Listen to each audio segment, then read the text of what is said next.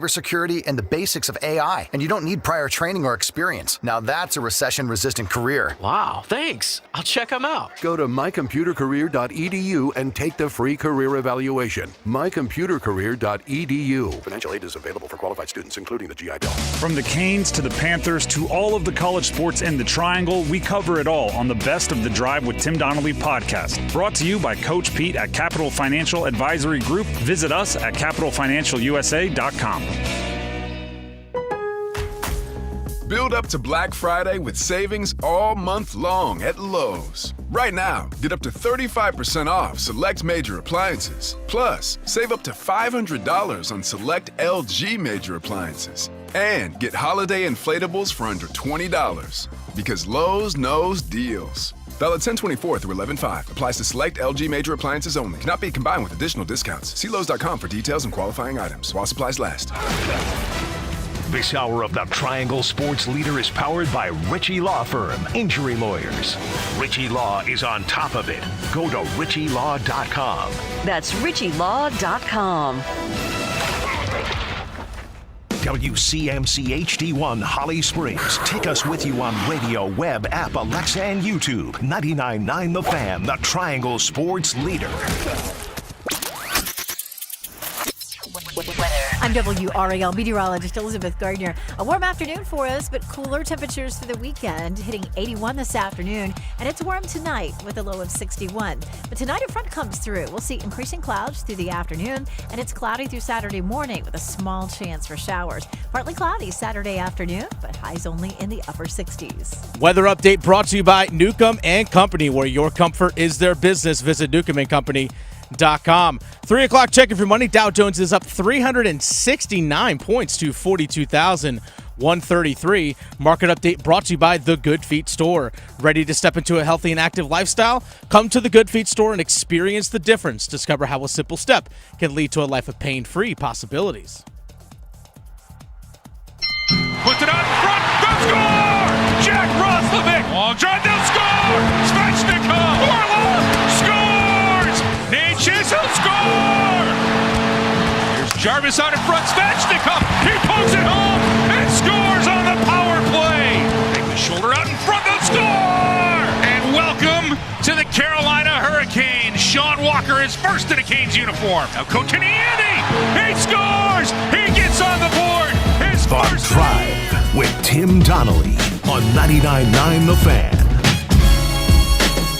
The Drive with Tim Donnelly. That's right, it's The Drive with Tim Donnelly here on 99.9 The Fan. Thought for a second that intro was just going to go on forever. I mean, might as well have. 8 goals last night for the Carolina Hurricanes. You just heard them all. I'm Tim Donnelly, Dennis Cox producing the show. I mean, Canes just ran out of time, right? Could have. Honestly, it was 8-2. Might as well have been 28-2. Felt like that kind of game for the Carolina Hurricanes. I love when you maybe are worried about something and immediately you learn you should not have been worried. Immediately. I'll use trick-or-treating last night, right? My 3.5-year-old going trick-or-treating. Actually started before I even got there because I was hosting the show. But I get home, and apparently there was some, you're worried about, will he be afraid? Will he be willing to go up, knock on doors, right? He's a little bit older now. He can run around. By the time I got there, the guy was candy, candy, candy, flying up. I'm like, oh, should not have been worried. What was I worried about? Running up to doors, knocking on them. Trick or treat. Perfect. Canes, what are they going to be like at home? Can they take the momentum of this road trip that they had? 5-1, 4 straight wins. They came together as a team, 2 weeks on the road. They're playing great. Can they bring it back to Villanova Center? About 2 minutes into that game. Oh, now what was I worried about? Get the candy. Go get the goals. All of them. Goal, goal, goal, goal.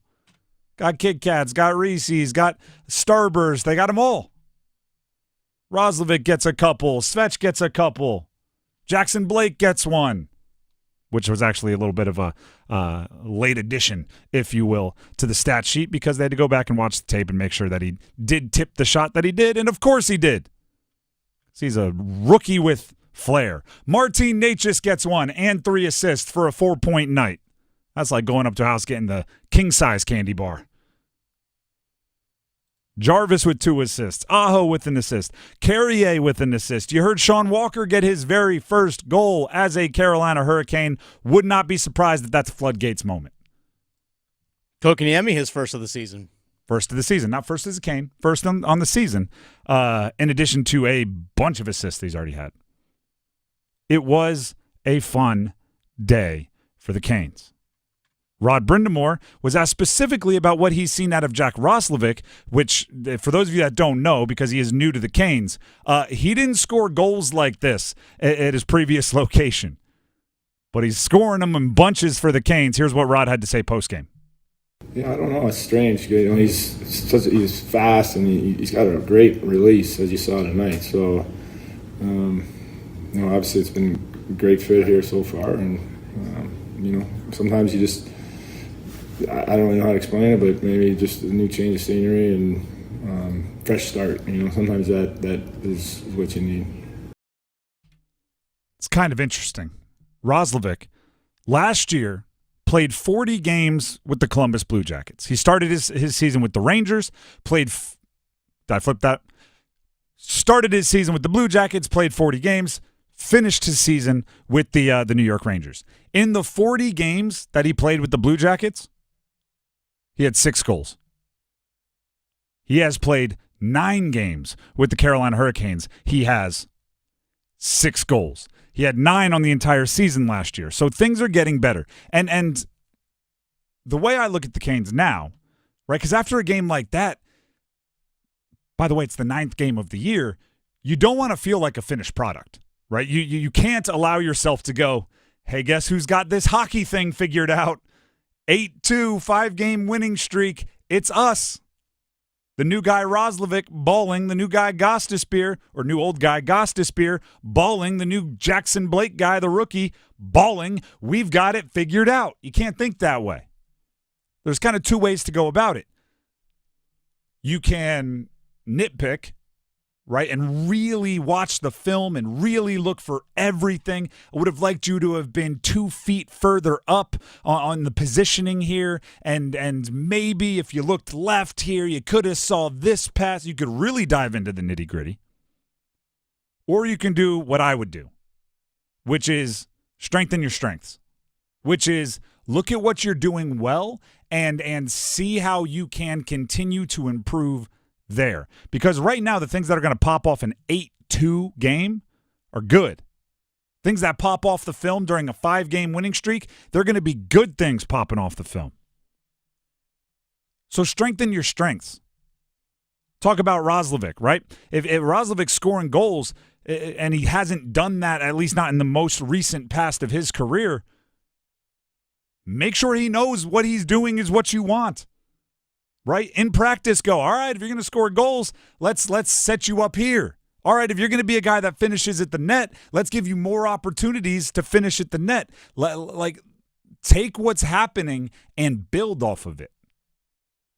Right? It's sometimes, and it's probably because I played football, my mind thinks of everything in a football sense. It's so easy in football.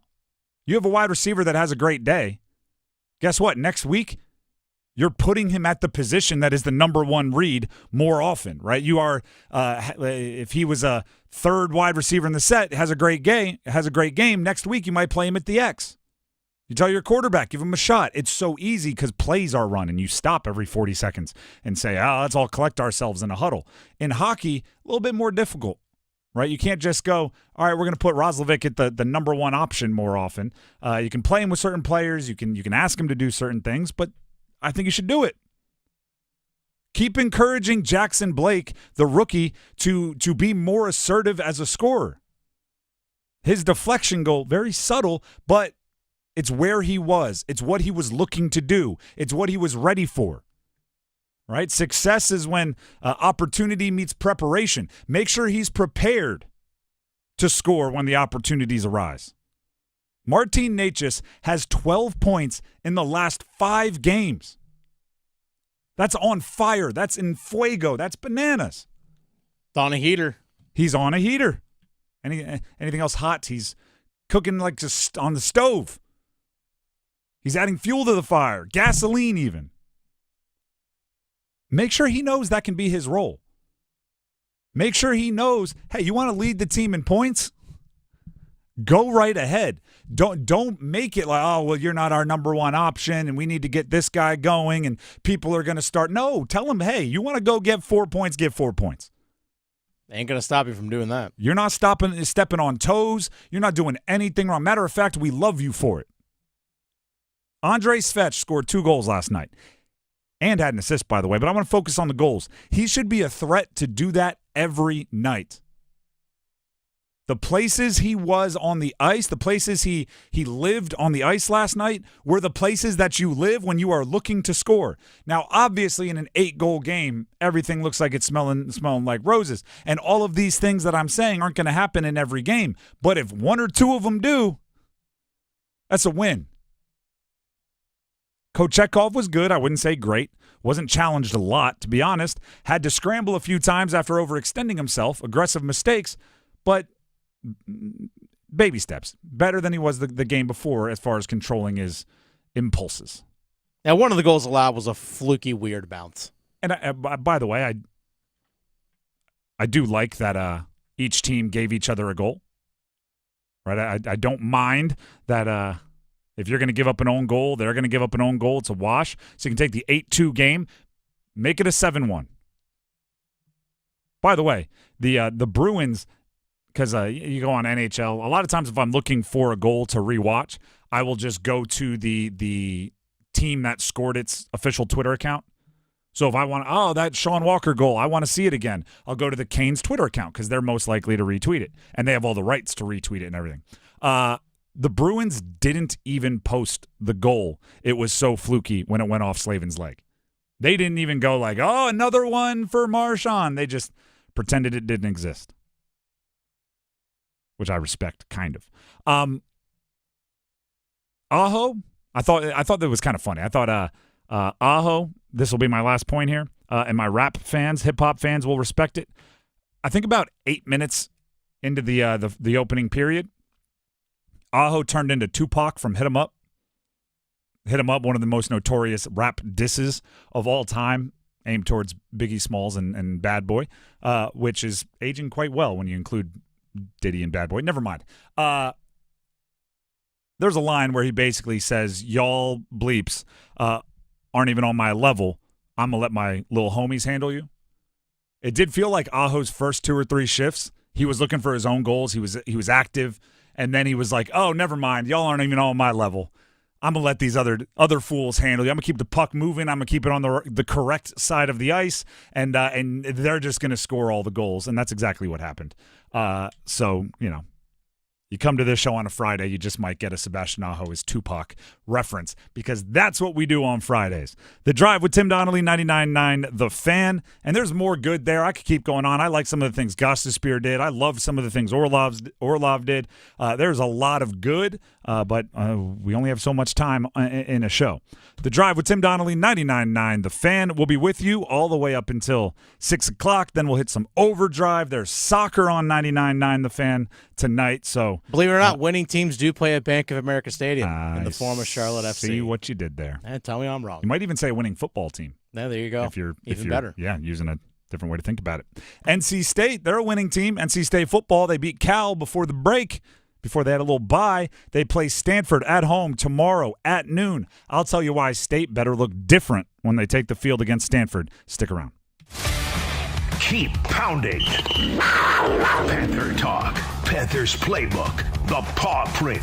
Follow your Carolina Panthers all season with us. Bryce fits it into Leggett for a touchdown, and Xavier Leggett does the dollar bill dance, and the Panthers quiet this crowd at Mile High. Your home for complete Carolina Panthers coverage. 99.9 The Fan, the Triangle Sports Leader. Throughout this campaign, I've seen the best of America, and I've seen what is holding you back and weighing you down. High costs, fundamental rights being taken away, and politics that too often have driven division. Next January, one of us will be president. If it's Donald Trump, he's made clear he'll wake up every day and stew over his enemies list. That will help no one. If I am president, I'll be focused on my to-do list for you, the American people. I'll cut costs by cracking down on corporate price gouging, make housing more affordable, lower taxes for 100 million Americans, and protect Social Security. I'll focus on you and getting things done. And now I'm asking for your vote, because as president, I will get up every day and fight for the American people.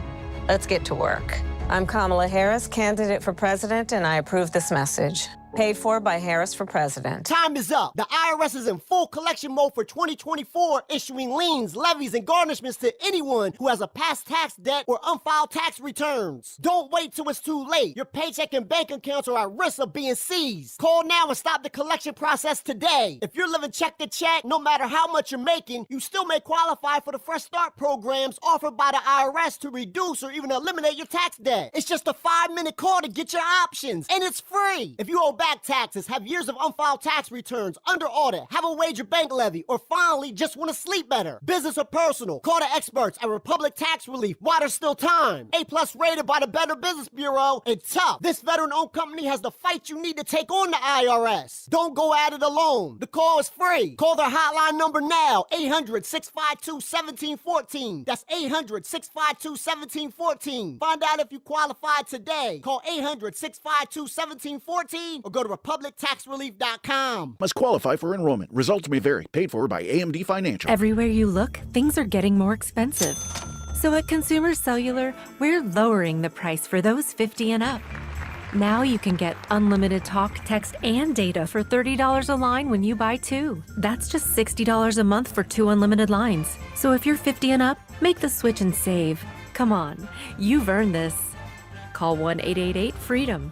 or visit consumercellular.com today. Requires 2 lines of service, age validation, and credit approval, subject to system and area limits, taxes, and other fees apply. Hi, I'm Dr. Peter Stahl, board-certified urologist and senior vice president of men's sexual health at HIMSS. I've helped many guys with ED in my 12 years of practice. But now you can get world-class care for ED 100% online by going to hims.com. So what are you waiting for? To start your free online visit and find ED treatment at up to 95% off brand name prices, go to hims.com/joy. Prescriptions require an online consultation with a healthcare provider who will determine if appropriate restrictions apply. See website for details and important safety information. Subscription required. Price varies based on product and subscription plan. No two people learn the exact same way. So how did Babbel become the award-winning language learning app? We thought of you, all of you. Take Sierra. As a visual learner, she uses Babbel's wordplay videos. Today I'll share a quick lesson on shopping in French. Merci beaucoup. Keith is a be in the room with real people kind of learner. So he loves the live online classes with our language experts. Okay, class. Vos está pronto. Estamos prontos. However you learn, Babbel makes it easy. Try Babbel for free at babbel.com. BABBEL.com. Snap to Bailey. Farhashin steps up, pats the ball, rips it. Jolie, leaping grab, first down, Peck inside of the 1. On 4th and 8, Justin Jolie goes to the sky as Bailey picks up 31 yards. This is The Drive with Tim Donnelly on 99.9 The Fan on a Friday. NC State Wolfpack taking on Stanford in their first matchup as ACC conference rivals. Tomorrow at noon. By the way, State fans out there, if you want to catch a full podcast of State football talk, myself, Mike Glennon, host Pack Therapy. You can find it everywhere podcasts can be found, every app, all that, as well as our YouTube channel, 99.9 The Fan. I think NC State needs to look different tomorrow. That win against Cal going into the bye was unbelievably important to the trajectory of their season, but I don't think that was the ideal version of NC State. It was enough to win. It was enough to get a darn near must-win game, but I don't think it was the utopian version of this year's NC State football. I think it's worth making, I wouldn't say massive changes as far as like schematics and things, but it's worth making massive changes as far as mindset and as far as who you're looking to. I said this earlier in the week. I'll say it again. You have to customize your offense to C.J. Bailey, your true freshman quarterback. Coming into the year, you probably tailor-made, right? You got the measuring tape out. You scheduled everything. You drew everything up, expecting Grayson McCall to be your quarterback for a whole mess of reasons, including a medical injury-induced retirement by Grayson McCall. Your quarterback is now C.J. Bailey.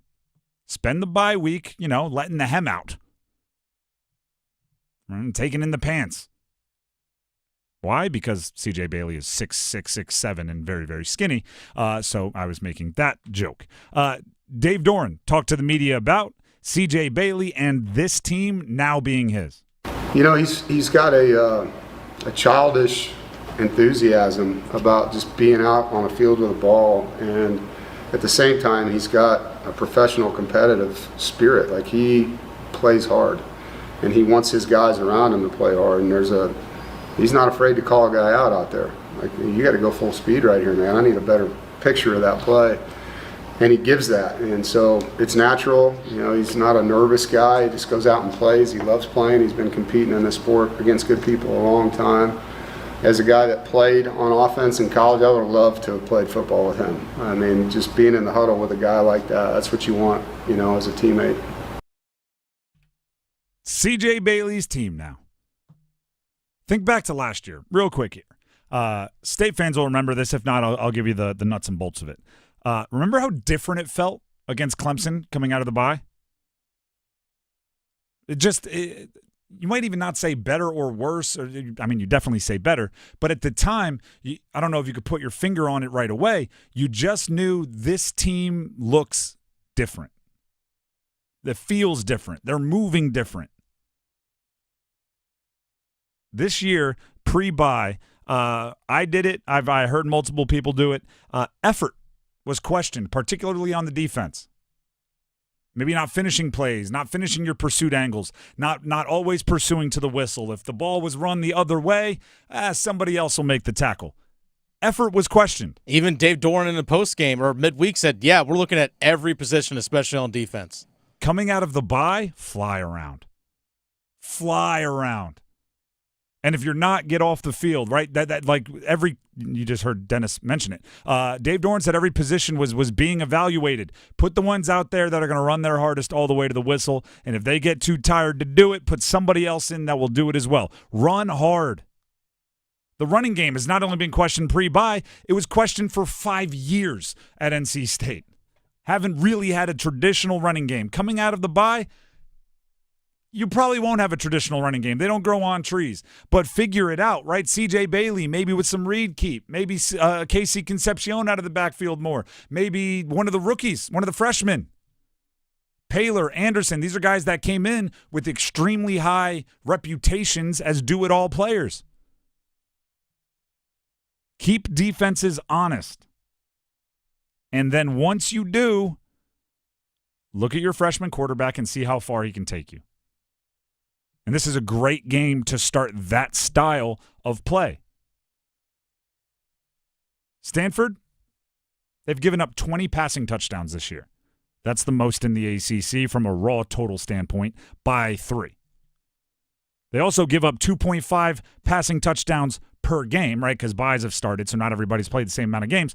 2.5 per game, also the most allowed in the ACC by almost half a touchdown. You can get them through the air. You can score through the air.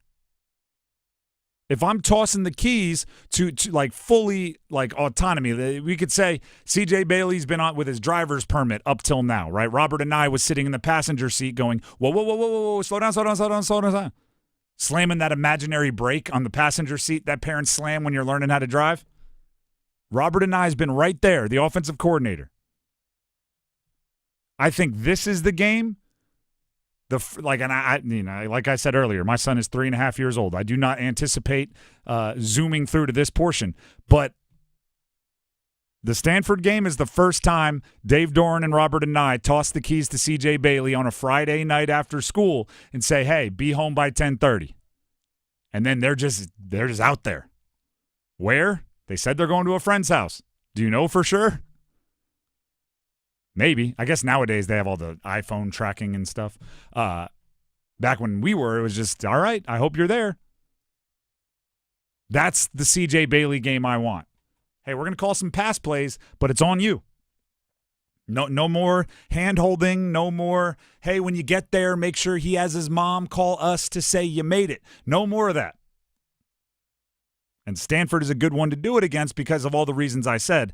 They're gettable through the air.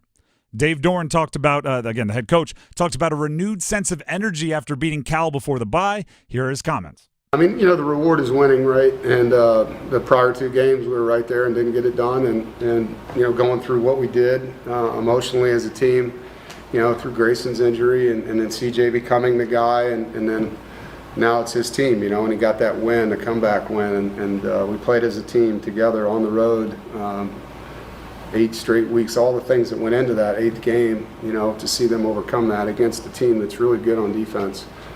It was a great win. And then to have that momentum going into a bye week and, all right, here's what's left. Here's the 4 teams. Here's how it lays out with another bye coming after Duke. There's definitely that confidence that you get from a win and excitement, about what you can do still with the rest of the season. The reward is winning. I think a lot of great athletes look at it kind of reverse, right? The reward is not losing, just slightly different. I think going into a bye, it's definitely that. Going into a bye off a loss is a grind. Going into a bye off a win, everyone's enthusiastic. Going into the bye off a win doesn't mean you don't have to fix the things that were showing up after losses. It just means everyone's a little bit more excited and in a little bit better mood as you change the things you need to change. Better be different. I hope that the moment they run out of that tunnel, everyone's looking around going, something's different about it. Did you get a haircut? Like, I want them looking at NC State saying something's different. Is that a new shirt? Yeah. No, same shirt. Something different. Did you get in shape? You've been working out? No. Had pizza last night. The Drive with Tim Donnelly, 99.9 The Fan. That is always an awkward conversation when you're like, oh, haircut? They're like, nope. Trim your beard? Nope. And then you're just sitting there guessing like random facts until they're eventually like, nothing has changed. All right, I'm going to go over here. The Drive with Tim Donnelly, 99.9 The Fan. We need our Panthers' first touchdown scores. We will open up the phone lines, 919-860-5326, Heister Automotive Group hotline. You can call in now with your guess of who will score the first touchdown for the Carolina Panthers against the Saints at home on Sunday, and in what quarter they will score that touchdown. We have a prize pack going to anyone that can get it right, or I should say, one of the 3 callers that we take. If they get it right, there's a prize pack coming their way. Who's going to score the first touchdown for the Panthers, and in what quarter will they score it? We need your guesses. 919-860-5326. Call in to participate. We'll get to it next. We're kicking it this fall with college football. Join 99.9 The Fan all season long and catch your favorite teams in action. The ACC, the SEC, and every conference that matters. You'll find the best matchups here. The Blue Devils up 21-20, and they got their arms reaching for that bell. College football on 99.9 The Fan is brought to you by Wake Med, Sammy's Tap and Grill, and Roofworks. The NBA is finally back. A new season means new ways to get into the action at DraftKings Sportsbook, an official sports betting partner of the NBA. Who's draining threes from beyond the arc? Who's crashing the boards and grabbing the rebounds? Get behind your favorite players and the prop bets you can make on DraftKings, the home of NBA player props. First time? New DraftKings customers bet $5 to get $200 in bonus bets instantly. Every point counts with DraftKings Sportsbook. Download the DraftKings Sportsbook app and use code TIMD. That's code TIMD with no spaces for new customers to get $200 in bonus bets when you bet just $5. Only on DraftKings, the crown is yours. Gambling problem? Call 877-185-543 or visit morethanagame.nc.gov. 21 plus, North Carolina only. Eligibility restrictions apply. Bonus bets expire 168 hours after issuance. For additional terms and responsible gaming resources, see dkng.co/bball. Kamala backed Biden on everything. She was the deciding vote for his disastrous economic agenda. Kamala and Joe raised taxes on the middle class, and prices soared. Kamala was in charge of his open border policies, giving welfare to illegals while Americans struggle, and their weakness invited wars. Now Kamala wants to double down on failure. It's time to turn the page on Joe and Kamala's failed agenda. President Trump fights for you. His strength kept us safe. Trump cut taxes for families. Prices were lower and the border secure. Now, President Trump can do it again. And we are going to launch a new golden age of American success for the citizens of every race, religion, color, and creed. Remember, Kamala broke it. President Trump will fix it. I'm Donald Trump, candidate for president, and I approve this message. Paid for by Donald J. Trump for President 2024 Inc. It's time for the Coastal Scholar Athlete of the Month. Creighton Blackwell here from Coastal Credit Union and 99 The Fan, and it is time for our Scholar Athlete of the Month. Today, we are here at Willow Springs High School, and we're here to celebrate Ansley Ayers. She's really encouraging and will make sure that you're comfortable with whatever you're doing, and I never have a bad time when I'm around her. Her energy is always very uplifting at practice and competitions. Last year we won a state championship. You know, she was there in the corner again, hyping everybody up, just giving them just some words of wisdom before they hit the mat. Ansley is an amazing athlete. She's a leader on the team and a great student. Love having her in class, and she's really good and represents the school well. I'm really happy to represent Willow Spring. Both my parents have been there for me since day one, and my sisters too. They've always been supporting me, and I couldn't have done it without them. And my teammates are always just constantly bringing up my attitude and helping me stay positive through everything, no matter how busy or stressful it can get. Congratulations, Ansley.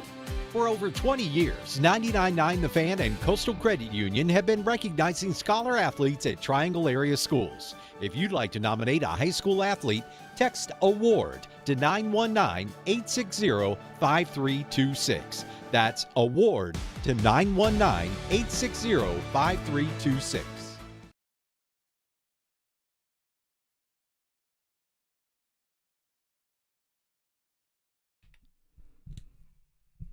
The Drive with Tim Donnelly, 99.9 The Fan on a Friday. Happy Friday to you all. You've made it darn near to the weekend.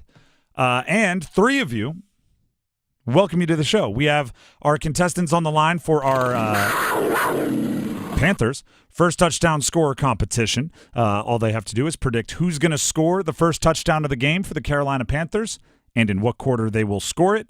If any of these three get it right, there's a sweet prize pack coming their way. Whole bunch of cool stuff. We'll start with Roy in Franklinton. Roy, who scores the first touchdown for the Panthers and in what quarter? I got Xavier Leggett, but he's going to ride the horse in the first quarter. Xavier Leggett riding dollar bill in the first. Yep. All right. Give us, just for funsies, right? This has nothing to do with the competition. A little bit more specific. Is it a deep ball? Is it a jump ball? Is it on the 2-yard line? What are you thinking? It'll be in the 15 to 20-yard range. I think everybody would take that. Roy, appreciate it. Stay on the line. Dennis has some info he needs to get from you. That brings us to Clay in Princeton. Clay, are you there? Yeah, I'm going to say oh, sorry. No, go ahead. Go ahead and make your prediction. You're ready. Roll. I'm going to say Bryce Young in the second quarter. A little busted play maybe, or scrambling around a little bit, and he'll take it in second quarter. I can tell you I'm frustrated with you because in my notes I have Bryce as my pick, and I thought there was no way in heck anyone would be going with it. So, Clay, I'll take a different quarter, but all right, you're locked in for Bryce Young in the second. And that brings stay on the line, by the way. Stay on the line. That brings us to our third contestant. It is Dave in Raleigh. Dave, are you there? Yeah. Hey, Tim. How's it going? It's going well. Go ahead and make your prediction. Good. Hey, how about J.C. Horn in the second? A defensive player. So are we talking scoop and score, interception? What's the move? Is Derek Carr playing this weekend? Yes, he is. All right, let's jump a Derek Carr lazy pass and have him take one back. All right. Hey, if you get that one right, that'll be the most impressive correct prediction we've had. So there's possibility there. Dave, thank you for calling in. Go ahead and stay on the line so Dennis can get some info from you. Hey, these are a little out there. I like it. By the way, in the week 1 against the Saints, Bryce Young was the only touchdown scorer in that game, which happened to be on a scramble. Correct. Wasn't the prettiest game. I hope we're not going with let's start predicting stuff that happened in the first game against the Saints, because then the Panthers will be out of the game in about 2 seconds. I did say that I've Bryce Young in my notes. Once I write them down pre-show, I have a very hard time changing them, even if someone calls in with a similar prediction, simply because I would feel like a big idiot if I had it right in my notes and changed it on the fly. So I'm going Bryce Young in the first. Part of this is wishful thinking. Part of this is, I want to see this type of personality from Bryce Young, but a rushing touchdown and a big celebration.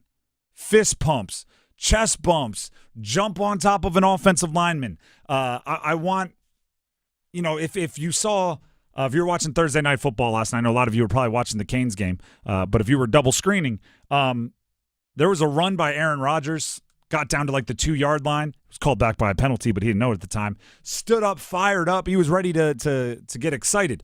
I want that from Bryce. I want like a 3rd and 7.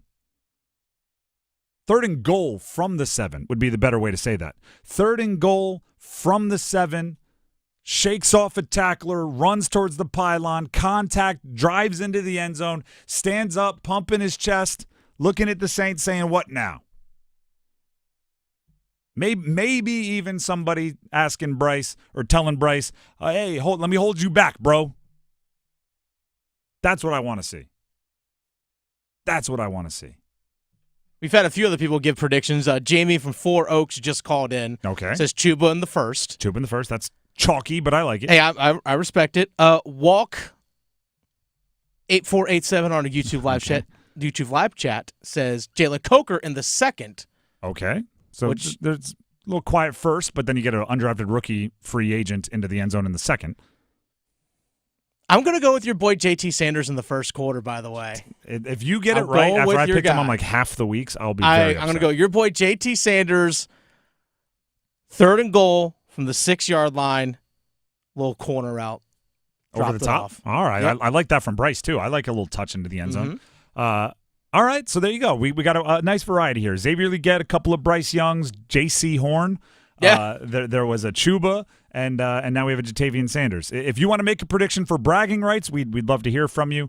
YouTube chat, probably the best way to do it. Just go to YouTube, search 99.9 The Fan. Our live stream is always running when we're on air, and you can just comment right at the bottom. Who scores the first touchdown for the Panthers, and in what quarter do they do it? If you get it right, unfortunately, only the ones that call in and get on the air get a chance to win the prize pack, but you can win the glory and honor that comes with bragging rights.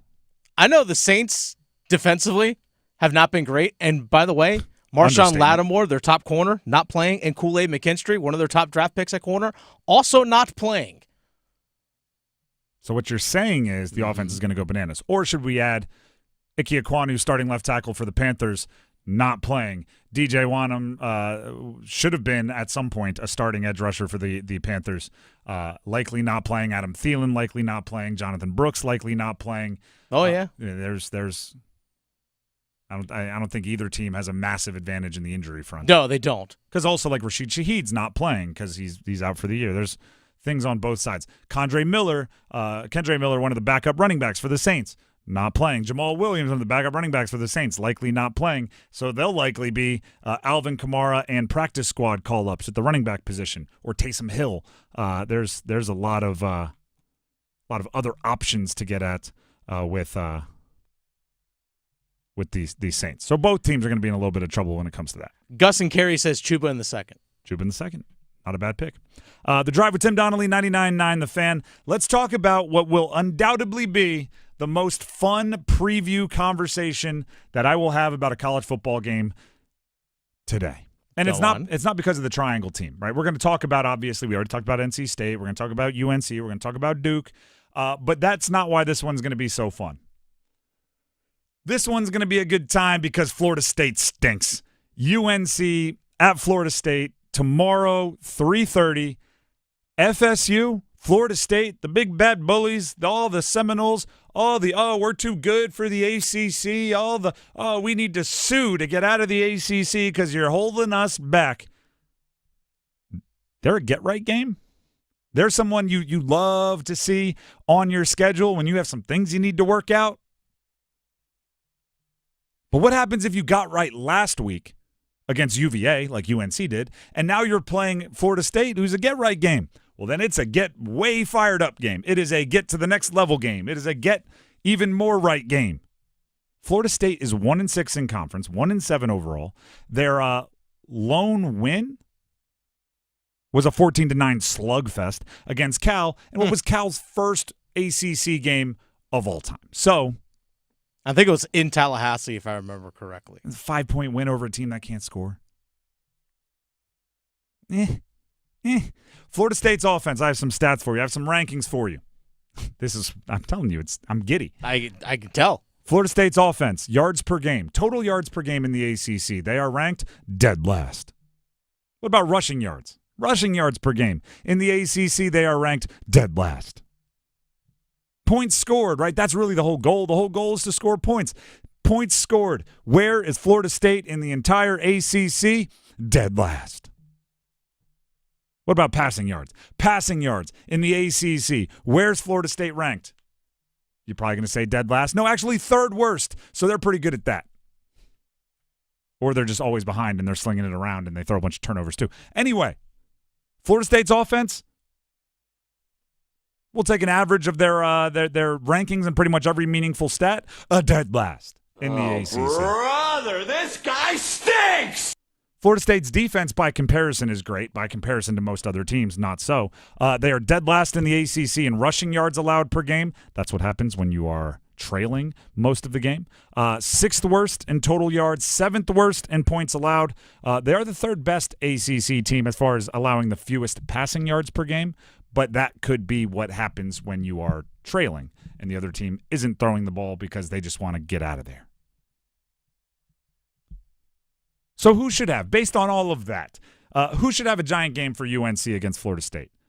Part of me wants to just go, everybody. But let's zoom in. Let's be a little bit more specific. I think Kamen Rucker should have a big game. Had a big game last week, 3 sacks and an interception. I think the secondary should have a big game. Whoever's been playing quarterback for Florida State has been vulnerable to the big mistake. And when they're not vulnerable to the big mistake, their average yards per attempt has been negative. They've been seemingly throwing every ball into the behind the line of scrimmage. Secondary can take chances in that situation. And then the most obvious thing in the world, who should have a big game for UNC? Omarion Hampton. He is, depending on how often you watch UNC, he's between the top 2 and top 4 running back in the entire country. I think most have Ashton Genty as the number 1. He's going bananas at Boise. Other than that, you could put him any in the next couple of slots. Omarion Hampton is the truth.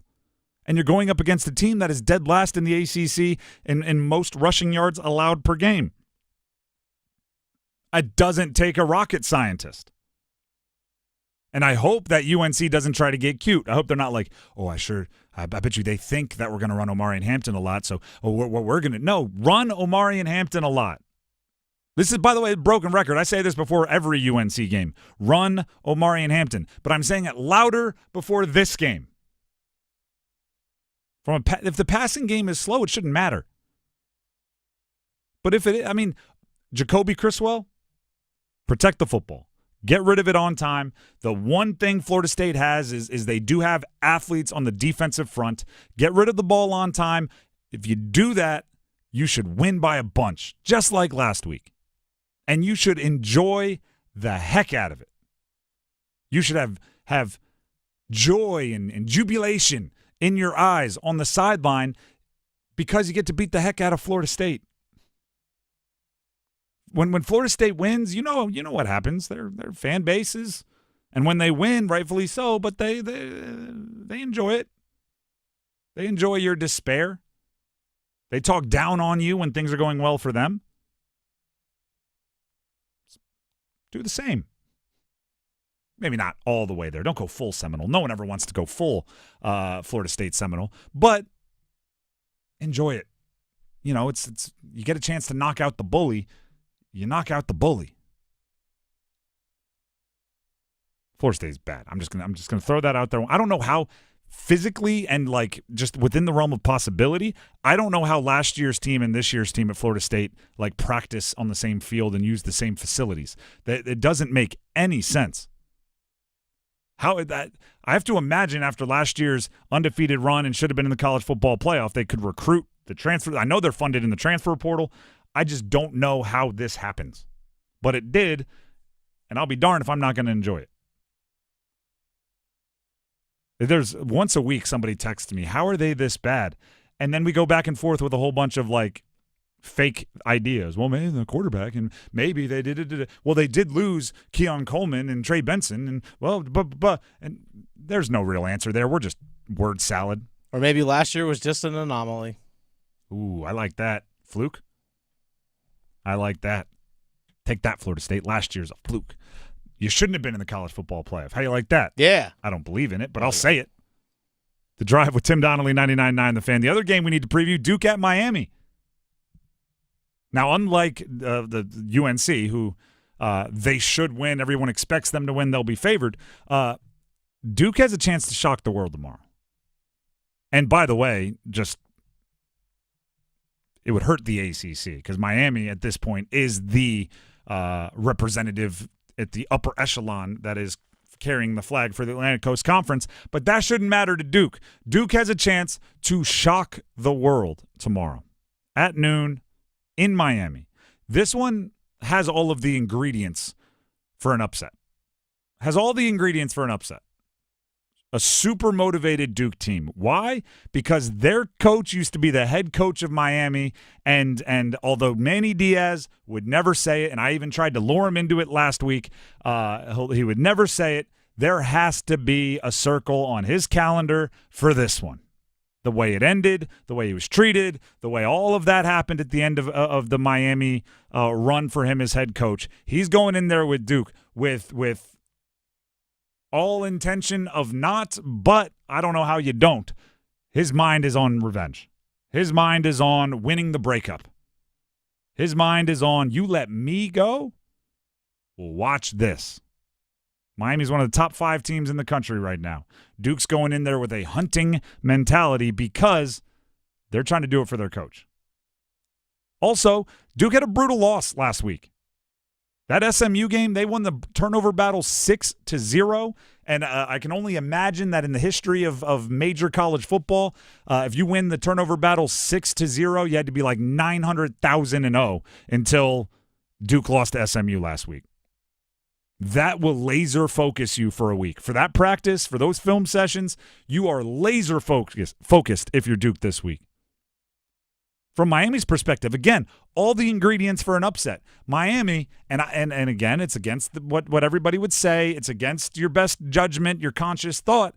Miami probably thinks they already made an undefeated season happen. Yeah, the rest of their schedule is not very tough. They're up to this point. They're undefeated. Obviously, escaped a few close ones, but they're undefeated. They have Duke, Georgia Tech, Wake Forest, and Syracuse. Not exactly the biggest football brand names in the ACC. Miami's probably thinking like, whew, good thing we escaped Virginia Tech because now we're home free. That's usually not the best idea of mental mindset heading into a game. The other thing that usually happens in big-time upsets is the underdog gets their hands on the ball on defense. They force turnovers. They're the great equalizers, right? A turnover in the red zone for Miami, especially a pick 6 or a scoop and score 6, becomes a 14-point swing with only one elite play, right? Miami might win 7 or 8 or 9 or 10 plays in a row to get down to the 7-yard line. A pick 6 is just one play you win, and you go from down 7-0 to up 7-0. 14-point swing. Duke's defense gets their hands on the ball. 6 turnovers, I mentioned, last week against SMU, which helps this stat. They forced the second most turnovers in the country. 9 interceptions, 10 fumble recoveries. second most of any team in FBS football. They are third best in the country in turnover margin. So on average, they turn the ball over. Their offense turns the ball over 1.5 times less than their opponents turn the ball over to their defense. That's massive. There's a reason why every coach in the history of the world, key to the game, we got to protect the football, got to get our hands on it on defense. Because it's true. It's not exactly insightful, but it's true. So if Duke is going to pull off the upset, they're going to have to get to Cam Ward in some way. Interceptions, maybe it's a catch and somebody else fumbles. They're going to have to get the ball and get Cam Ward off the field. He's the Heisman contending quarterback for Miami. And then the last thing here, and I think most people will agree with me, especially if you've been around the ACC for a while. A noon Saturday game in Miami, not the atmosphere that you'd think it would be. South Florida, even in November, a little toasty midday. Yeah. A little toasty. Feels so nice. It's not, the coolest thing to do in Miami, I guess. That's kind of always the problem with baseball in Florida is, everybody goes to the Pirates games because it's cold in Pittsburgh. You want to you got something to do. In Miami, you go to the beach, you can go to the club, you could go here, you could go there, and that's why no one goes to baseball games.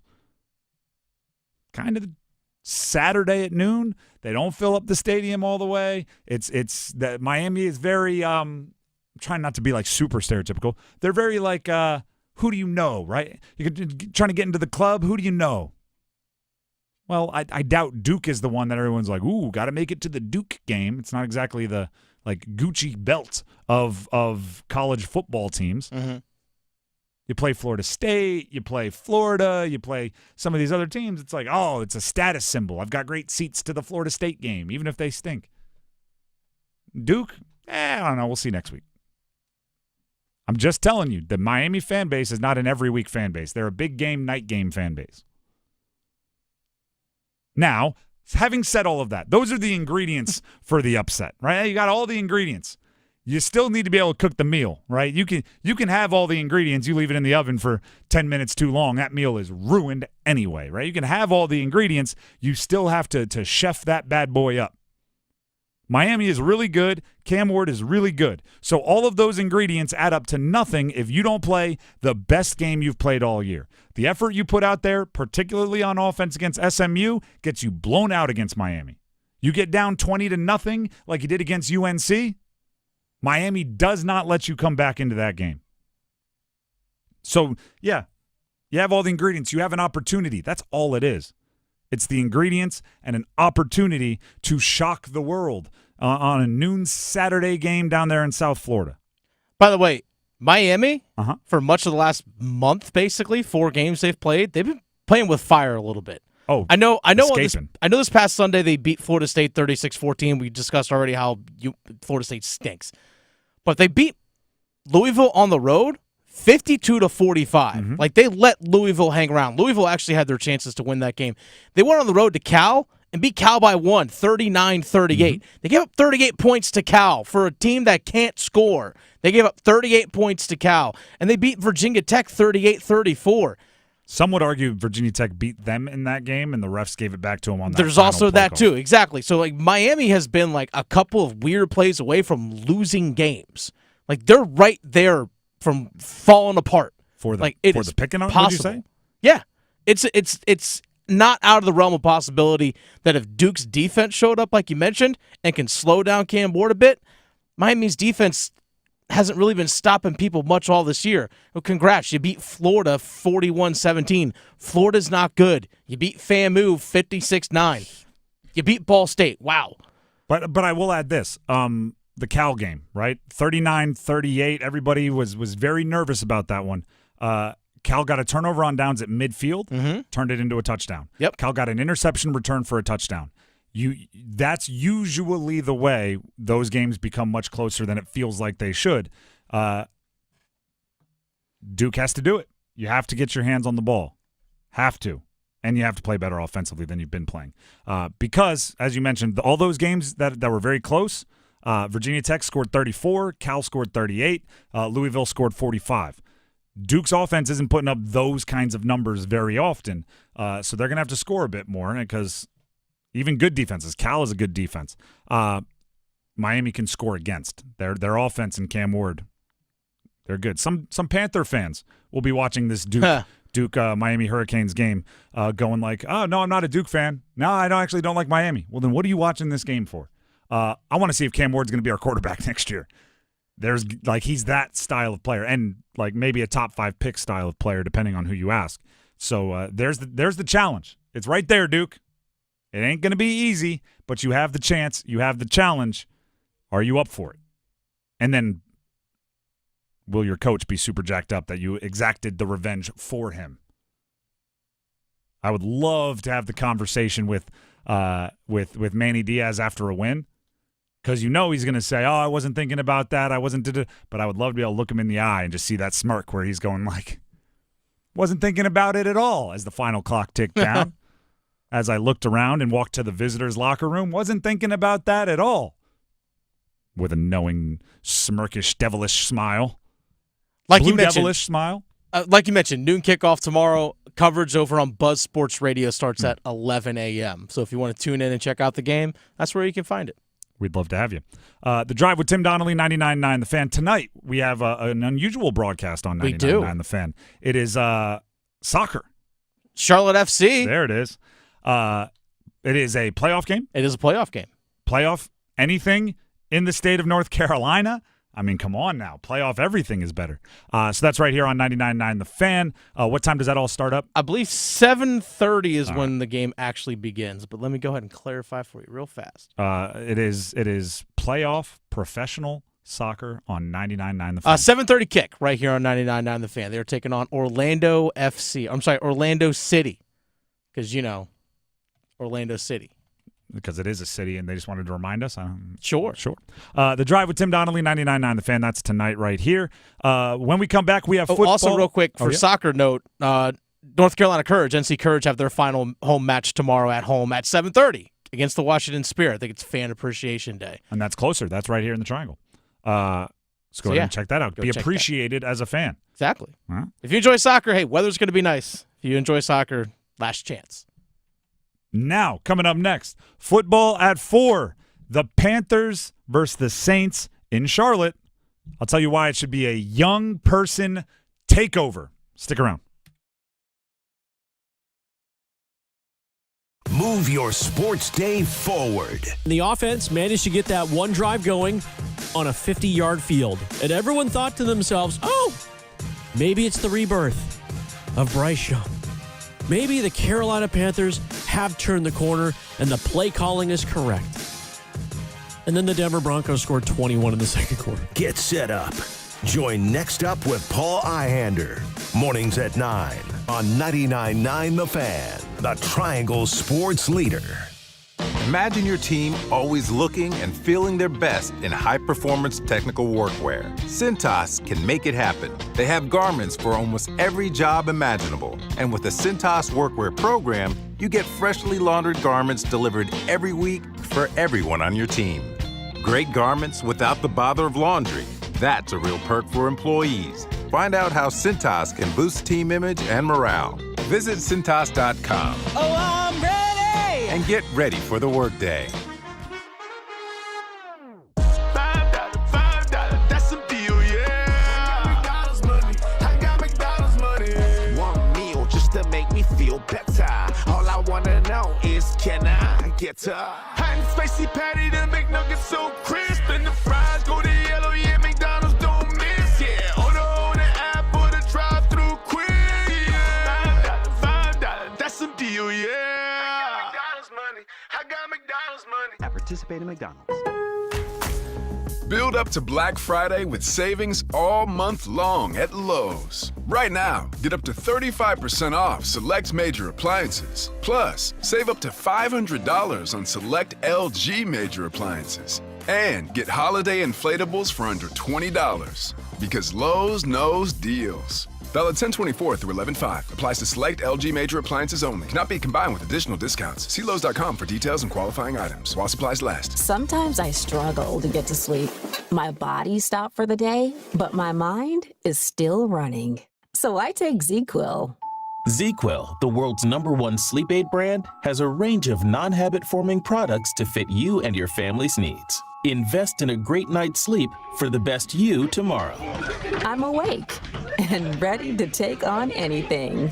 Better days start with ZQuil nights. Explore our products at ZQuil.com. Use as directed. Keep out of reach of children. Wesley Financial Group is not a law firm. Do you find yourself stuck in a timeshare? Get the real facts about the timeshare industry and your options for cancellation. Chuck McDowell, founder of Wesley Financial Group, has put together a free information guide that reveals the secrets the timeshare industry doesn't want you to know, including the 5 ways to get rid of your timeshare. Call now and get this timeshare cancellation guide absolutely free. Call 800-885-9700. 800-885-9700. 800-885-9700.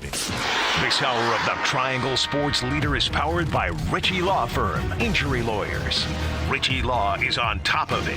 Go to ritchielaw.com. That's ritchielaw.com. They score! WCMC HD1 Holly Springs. Take us with you on radio, web, app, Alexa, and YouTube. 99.9 The Fan, the Triangle Sports Leader. I'm WRAL meteorologist Elizabeth Gardner. Another warm afternoon out there. We're seeing increasing clouds. We'll see a high of 81 degrees this afternoon. It's another warm night, too. 61. It will be cloudy. And tomorrow morning, we may end up with a few sprinkles to start the day. Partly cloudy in the afternoon, but cooler with a high of just 68. Weather update brought to you by Newcomb and Company, where your comfort is their business. Visit newcombandcompany.com. 4 o'clock check of your money. Dow Jones is up 299 points to 42,062.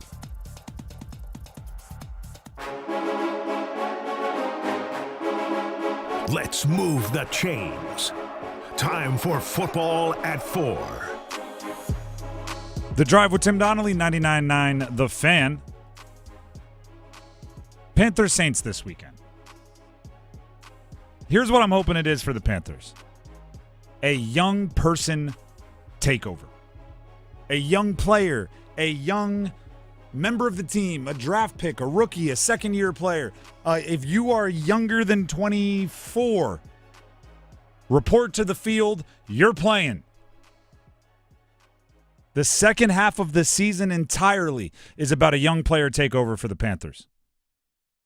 And by the way, I think that's not even necessarily just me with my tried and true and over rhetoric that you start thinking about next year. In many cases, I think the young guys are the better players. So it's time to finally get the veterans and say, listen, we're going to need you to be a mentor for this one. We're paying you a lot of money, so do what we ask. That's what it is now. I went and did, I don't know why this week I've been feeling the math, getting the calculator out a lot. Did some math this morning.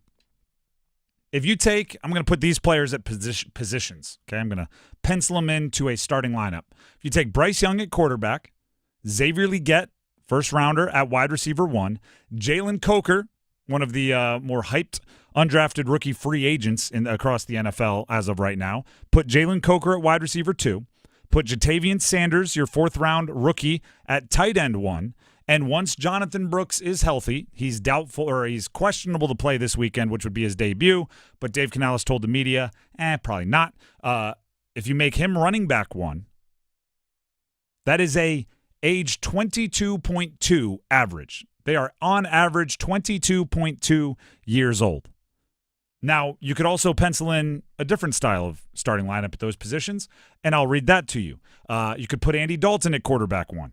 You could put or not trade away Deontay Johnson, who you just traded away, at wide receiver 1. That's where he had to been. You could have Adam Thielen when he gets healthy at wide receiver 2. You could have Ian Thomas, who was penciled in as tight end 1 at the beginning of the year, at the head of the tight end depth chart. And you could have Chuba Hubbard at running back 1, which is where he has been all year. If you take those players at those positions, the featured positions on your offense, fantasy football positions, your average age is 30.4.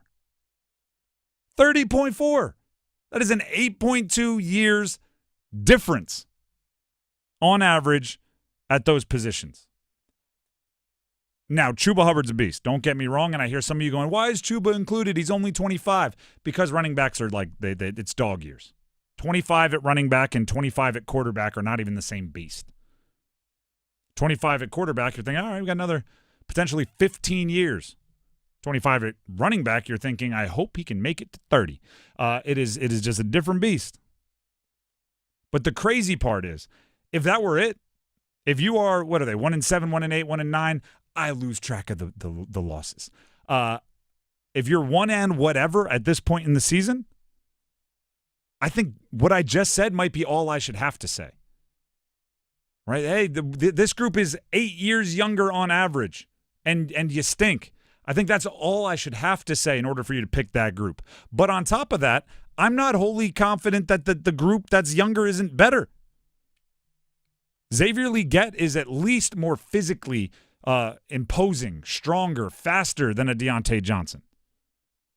Jalen Coker, I wouldn't say is better than Adam Thielen, but you take in the injuries, you take in some of the how much he would improve, how much playing this year would help him. Jalen Coker, there's some arguments for him.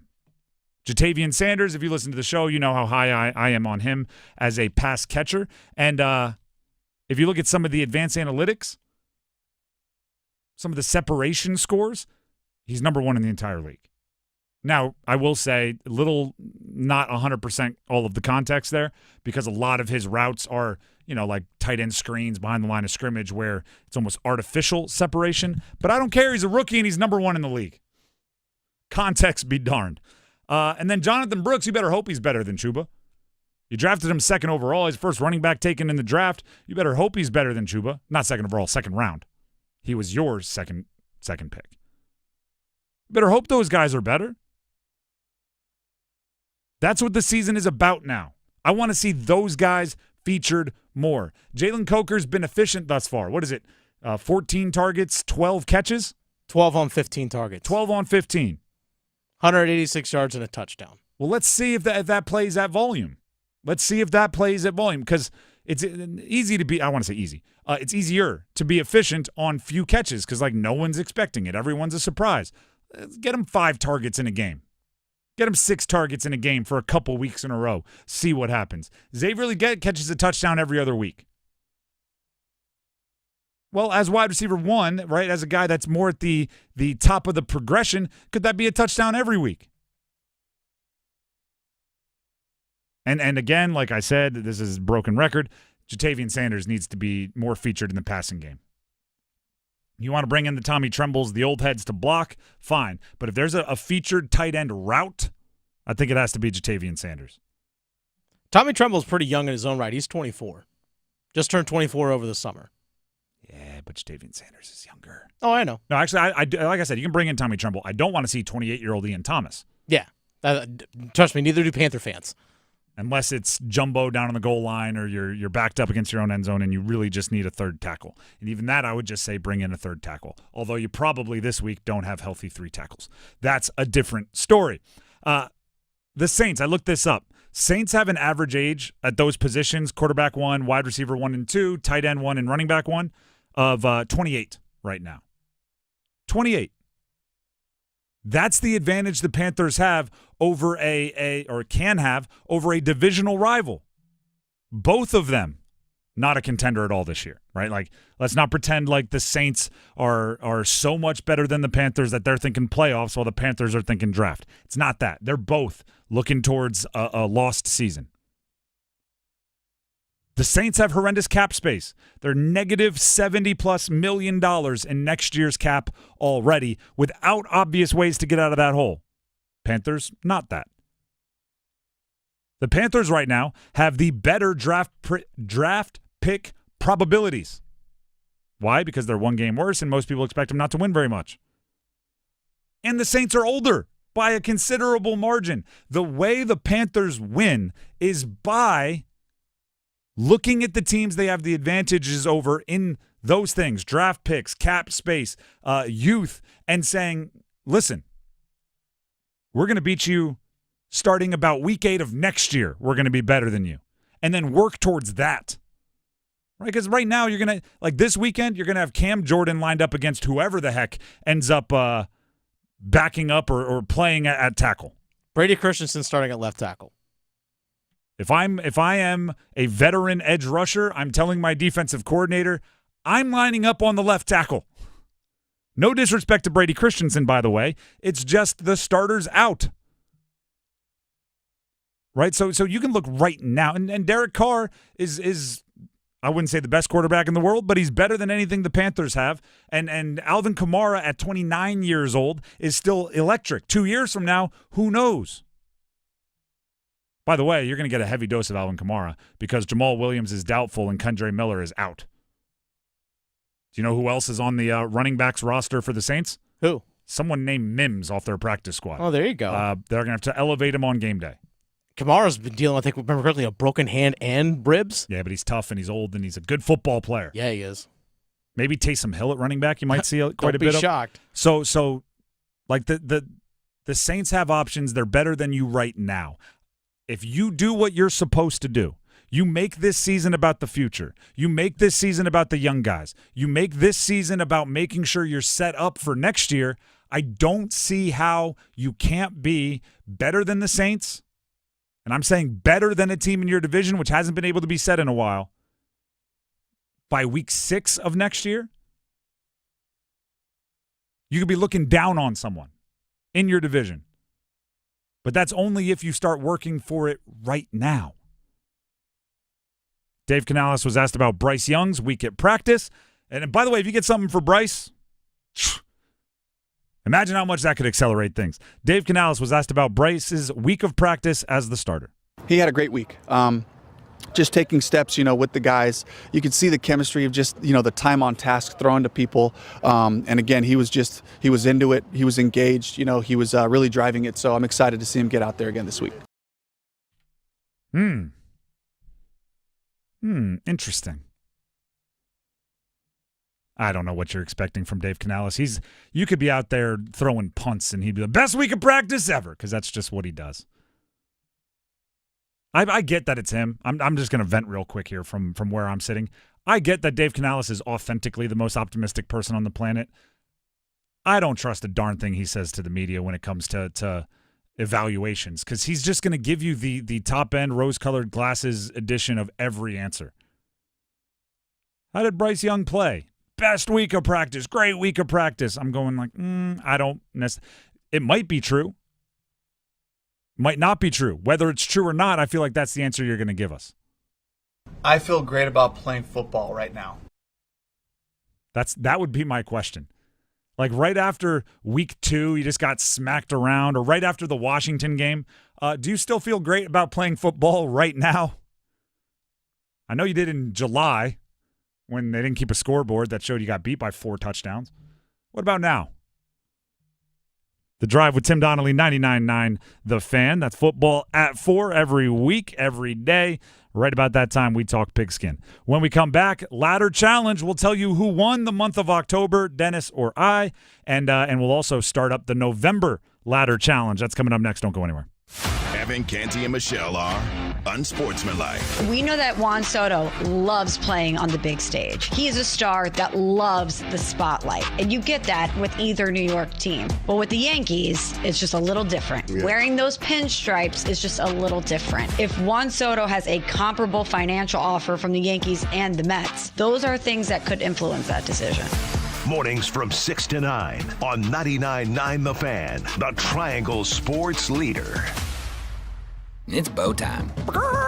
It's not just football season. It's tailgate season. And that includes every kind of football, whether it's got goalkeepers or goalposts.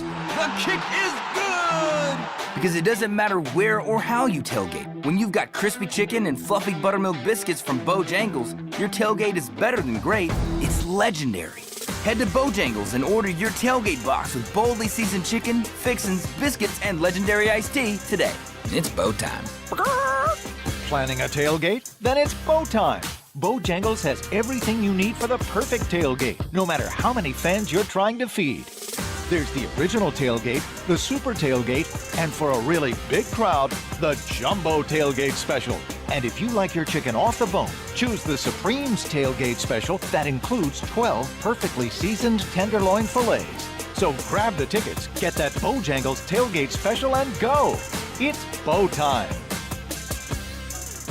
Everywhere you look, things are getting more expensive. So at Consumer Cellular, we're lowering the price for those 50 and up. Now you can get unlimited talk, text, and data for $30 a line when you buy two. That's just $60 a month for 2 unlimited lines. So if you're 50 and up, make the switch and save. Come on, you've earned this.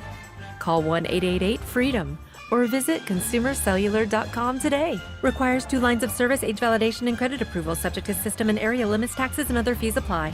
Has Mother Nature taken a toll on your home? Whether it's storm damage, wear and tear, or just the passage of time, Baker Home Exteriors is Raleigh's trusted expert for all your home repair needs. From roofs, gutters, and siding, to doors, windows, and decks, we have the experience to restore your home. But we don't just fix problems, we improve your home's resilience and aesthetics, giving you peace of mind and pride in your property. Visit bakerroofing.com to schedule your repair service today. Kamala backed Biden on everything. She was the deciding vote for his disastrous economic agenda. Kamala and Joe raised taxes on the middle class, and prices soared. Kamala was in charge of his open border policies, giving welfare to illegals while Americans struggle, and their weakness invited wars. Now Kamala wants to double down on failure. It's time to turn the page on Joe and Kamala's failed agenda. President Trump fights for you. His strength kept us safe. Trump cut taxes for families. Prices were lower and the border secure. Now, President Trump can do it again. And we are going to launch a new golden age of American success for the citizens of every race, religion, color, and creed. Remember, Kamala broke it. President Trump will fix it. I'm Donald Trump, candidate for president, and I approve this message. Paid for by Donald J. Trump for President 2024 Inc.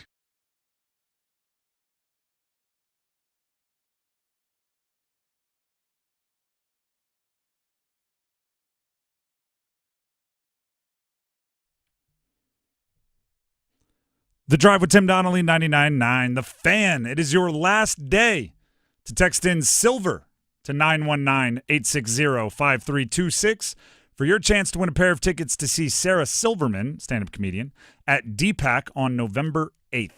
The keyword is Silver, S-I-L-V-E-R, to 919-860-5326 for your chance to win a pair of tickets to see Sarah Silverman at DPAC on November 8th. Now, unfortunately, and I know everyone was rooting for Dennis won the October Ladder Challenge. Although we both did finish on a little bit of a heater. Finish strong. I just ran out of time is what happened. Oh, yes. Just like the Canes did last night. Well, I don't know if the Canes ran out of time. No, because they didn't score 10 because they ran out of time. Okay. I see what you're saying there. Mm-hmm. So what ended up happening is, I'm not sure what's going on there. What ended up happening is, I ended up with $23.10 after the Houston Texans and New York Jets both went over or I should say the Jets went over against the Texans on the 13.5. I thought for a second Malachi Corley dropping the ball before he went into the end zone was going to cost me. Which, by the way, why does that keep happening in football? Guys, before they cross the goal line, hey, you know what? Out of celebration, I'm just going to drop the ball. It's been happening for like decades. Why does it still happen? There are a few things on that. One, it's not even like a really cool celebration. It's not. It's not like if you carried it 5 more steps, it would look so much less cool. It'd be one thing if you were doing like, I don't know, a double front flip into the end zone and you were going to have like the coolest touchdown ever and somehow you dropped the ball. But they're just running and just dropped it. Makes no sense. 2, that's a rookie scoring his first touchdown. I would hand that ball to the ref or I would keep it in. Like I'm running to the sidelines with that bad boy. I'm keeping this sucker. I'm running to the sidelines with that bad boy. Either way, Didn't end up costing me, so it's okay. Garrett Wilson was a superhero and saved me. You had what? Two plus shots on goal for Svech, and he scored 2 goals? Yes, that is correct. I had 2 plus shots on goal for Andrei Svechnikov, and he scored twice. And I was like, well, there it is. Takes care of that. So you ended up with how much money? $24.40. There's the difference. $1. $1. But we're starting over for the month of November. I think we'll just keep a running track of the months and see who's ahead. Okay. So I'm going to tie it up in November is what I'm getting at here. But we start back over with $10. All right. You don't start with a lead because you beat me in October. We're starting back over with $10. Same rules apply. You need to find one bet every day between -500 and -1,000, and you roll over 100% of the winnings. So whatever you get back, you put it into a new bet the next day. If you lose, you start back at $10, and whoever gets the most money, whoever has the most available at the end of the month wins. So for the entire month of November, we'll see what we can do. Dennis, as the winner, go ahead and lead off. All right, this is actually a little bit of a tough one for me. I'm struggling shots on this on goal one. somewhere you love? Well, no. Actually, that's actually part of it. But the Ottawa Senators are on the road taking on the New York Rangers. New York Rangers are a heavy favorite in this one. But give me the Ottawa Senators. Actually, you know what? I'm gonna switch this around. Whoa. I haven't made the bet yet, so I'm switching just it around. saying the psychotic nature of switching a bet at the last second doesn't register with me. Because when that happens, when I have like the last minute, I'm always like, I know what's going to happen. I'm going to change it, then the other one's going to win, and I'm going to lose, and I'm going to feel dumb. So I rarely ever make the last second switch. You know, I realize that, you know what? It's the first one of the month. If I miss here, that's okay. Therefore, I'm going to go for a little bit better odds, more of a payout. Okay. So give me the New York Rangers plus 1.5 goals, alternate spread line at -505.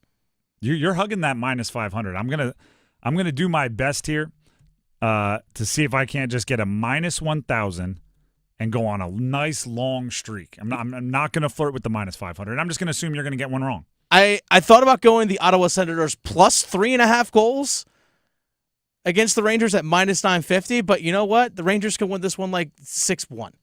Yeah, they could, especially empty netters and stuff. I don't like betting on hockey spreads because there's so many fluky last 3-minute goals that could just eat your heart out. I'm going to lean on a fellow Blue Hen. Oh, okay. I'm going Colts, and I'm alternate spreading it, right? Because the Colts were a 5-point dog to the Vikings. This is Sunday Night Football, by the way. I'm going Colts, quarterbacked by Joe Flacco, and I'm working that alternate spread all the way to plus 19. Plus darn near a 3-touchdown dog, teasing it all the way back down. It is -1,000. Colts plus 19 versus the Vikings. The Colts are getting Flacco back. They no longer have Anthony Richardson out there dragging the offense down. B, the Vikings are a little bit down right now. They've lost 2 of their last 4. Last week they lost to the Texans. And anybody that watched Thursday Night Football last night, did you see the Texans? They're beat up. Their offensive line is horrendous, and they lost a starting guard, I believe, for an extended period of time, maybe the rest of the season last night. If that Texans offense, the way they're playing right now, was able to beat the Vikings, give me Joseph Flacco all day. Colts, and by the way, they don't even have to win. They just have to not lose by 20. Colts plus 19, -1,000 when it hits. I'll have $11 to bet on Monday. You probably have, 12-something? If it hits? I think it's, you know what, somewhere around that. I need to know where we all stand so I can make all my observations over the weekend appropriately. Believe it, if I win, my payout would be a $11.90. Okay, yeah, 12, close. So yeah, on-air math, but that was an estimate. The Drive with Tim Donnelly, 99.9 The Fan. If you have great kind of those -500 to -1,000 bets, I do take tips. Which I'm not saying tips like a waiter. I'm saying like if you got a hot tip on a bet, send it to me by the show on Monday. I might just go, hey, I heard this from so-and-so. This is what I'm rolling with. But it's got to be -500 to -1,000 on Monday. That's the ladder challenge. Let's move on to a little Panthers Pawprint.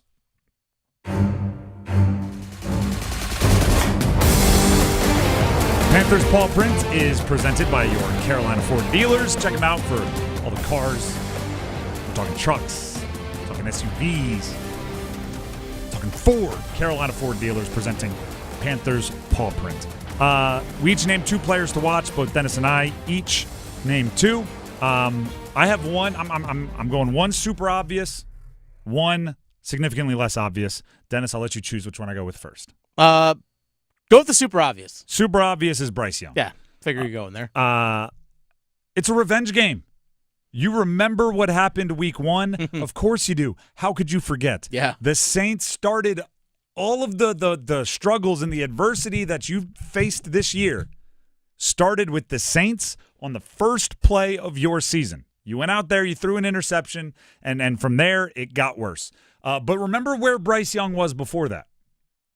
And what I mean by that isn't, oh, he was so much better, but I'm saying he had the one drive in the preseason, ran down the field, touchdown pass. People were, oh, Dave Canales is going to save him. Look at this. The offense works. The new guys are helping. Then you played the Saints, and the wheels fell off. Get your fight. Go look for it. Be the jerk that we all know who, like, after a couple too many at the bar, is looking for anyone to fight. Is like bumping into people just to see if they'll fight. Be that. I want a teammate to have to tell Bryce Young, I'm going to hold you back, bro. And I don't care, like Bryce Young's not the biggest guy in the world. We know that, right? 5'10" and an eighth, probably a little under 200 pounds at this point. I don't care, like be Brett Favre getting up and getting in the face of Warren Sapp all those years. Like, be angry. I want to see him fight for extra yardage. So I'm going to watch Bryce Young, and I'm looking for body language. I'm looking for anger. I'm looking for emotion. Looking for attitude. Should I quote Remember the Titans? You're darn right I will. Attitude reflect leadership, captain. Shout out to Julius Campbell. I want that from Bryce Young. That's what I'm going to be watching for. That's why he's one of my Panthers Pawprint players to watch. Dennis, what do you have? One of the guys he's thrown to, Jalen Coker. Young guy's going to get himself an opportunity, but guess what? Other teams are also starting to notice what he's doing on the field as well. Mm-hmm. So guess what? Teams are actually going to game plan against you. Hey, this number 18 guy, this is what he does well. These are things that he does. This is what his tendencies are. They're going to start to figure you out a little bit. Can you stay ahead of that, young man? That's the big challenge for you. We've seen what you've been able to do flying under the radar. Well, guess what? You're probably starting this week. You're at least with 3 wide receiver sets, you're out there. You played the second most snaps out of any wide receiver this past week behind Xavier Legette. Guess what? You're going to play a ton. Other teams notice it too. Can you stay ahead of the curve? I'm going with the defensive version of Jalen Coker. All right. What is Jalen Coker? He's an undrafted rookie free agent. Mm-hmm. What is Jalen Coker? He just had a big game. What is Jalen Coker? He is a player that I think the team is excited about potentially developing. What is Damani Richardson? He's an undrafted rookie free agent. What is Damani Richardson? A player who's coming off one big game. What is Damani Richardson? A player who I think the staff is excited about developing. Damani Richardson got his first start versus Denver and played every snap. 73, 100% of the snaps. Do you know how many defensive snaps he's played this season prior to last week? I think it was like 2? 0. Oh, none. Okay. Played some preseason or some special teams. Did not play defensively this season. Went out and played every single snap this past week, and guess what? Led the team in tackles. That's something that is of note. And Damani Richardson, by the way, is a player who made some plays in the preseason. Right? He was a player who, my guess is, they went, all right, let's develop him. Let's see what happens. All right, we're probably not ready to throw him into game action, but did enough in the preseason that we don't want anyone else to get him. He had a lot of interceptions. And then what happens? Well, then, some injuries happen. He gets an opportunity, goes out there, he plays. Now all of a sudden it's like, whoa. What did I say about stashing him? No. Let's see what he's got. And now he's out there. He's on the scouting report, right? Now New Orleans knows there's likely going to be, at least for a portion of the defense, an undrafted rookie free agent manning a back half of the field or coming up as a quintessential addition to the front 7 from the safety spot. Yeah, you're going to be tested. He's a bigger guy too. Like, stood next to him in the locker room, like you're bigger for safety. He's a legit 6'1", 210, 215. I think he was I think he was at the combine was like 6'1.5" or something like that. But he's around 6'1", 210, 215. He's a bigger guy. Listed as 6'1", 216. Okay. Yeah, I mean, he looks all of that. So that is the player to watch, right? It's somebody who, and by the way, a season like this gives you the opportunity to kind of uncover those diamonds. Mm-hmm. You probably, like, if you were a contender, if you're the Chiefs, if you're the I don't know, the Texans, you're probably not excited to have either Jalen Coker or Damani Richardson on the field because, trust me, coaches don't like trusting rookies, let alone undrafted rookies.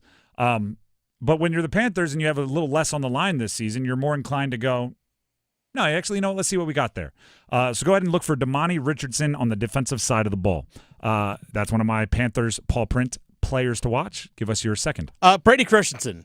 Moving over to left tackle from playing center. The guy's been pretty much everywhere on the offensive line at some point since he's been a Carolina Panther. He started at left guard. He started at center. He's played a bunch at left tackle. We've seen him play right guard, right. He literally has played every single position on the offensive line in his time in Carolina at this fourth year. But he actually had a full week of practice preparing to be left tackle, whereas opposed to against the Denver Broncos, prepared all week as the center. Ike Ekwonu gets hurt. Ekwonu goes out for a bit, tries to come back in, and then eventually they moved Christensen to left tackle and put Cade Mays in at center. That's a big thing. Can Brady Christensen just hold up? Just be good enough. Don't have to be an all-star. Just be good enough to protect Bryce. Carl Granderson, Cameron Jordan. Mm-hmm. Is Chase Young healthy? I believe Chase Young is back and healthy. I'm sure he is. It's not like he's effective. Those are the guys that will likely get a chance to test Brady Christensen, and some of those tests will be harder than others. I'll put it that way. But it is it's a good opportunity for Christensen. If you are a swing offensive lineman, like you play a little guard, a little tackle, a little center, you can do a little bit of everything. The way you make the most money is by taking that from a swing offensive lineman to a swing tackle. Everything on the edges is more valuable. So if you're Christensen, you want everybody to know in a pinch you can play tackle because then your agent takes that and cashes it in during negotiations. You can have a real long NFL career doing that. For sure. Yeah, real long NFL career being that. The Drive with Tim Donnelly, 99.9 The Fan. Also happening this weekend. There's so much going on this weekend. I know. And college basketball, by the way, starts in full force on Monday. So we have a absolutely full force weekend, and then it doesn't slow down because Monday college basketball and Monday Night Football and everything. It's going to be great. The Canes play on Sunday. Sunday, 5 o'clock, they welcome the Washington Capitals to Club Lenovo, the Lenovo Center. And the Canes have momentum. They need to keep it rolling. Need to keep it grooving, if you will, against Washington on Sunday. Part of me, because the Canes are playing so well over the last 5, because Martin Necas is playing so well over the last 5, part of me wants to do like the back in the day when you had to get the bunny ears antenna set for the TV. Nobody move. Nobody move. It's clear. Nobody don't you touch anything. Kind of want to do that with the Canes. That's right. It's like, nobody move. Eat the same thing you ate before the game last night. I want you to say the same things pregame. And Rod, I need you to pace back and forth at the same rate when you're giving your pregame speech. Nobody move. But obviously that's not realistic. And also, the Caps are kind of, I wouldn't say recently as much momentum, but on the season, they've matched what the Canes have done. Darn near identical. Shall we take a look? Both teams, exactly 9 games played, exactly 7 wins, exactly 2 losses, which means exactly 14 points for each of them. Both of them have a superstar doing superstar things. What do I mean by that? Well, when the Canes go to overtime, it's happened twice.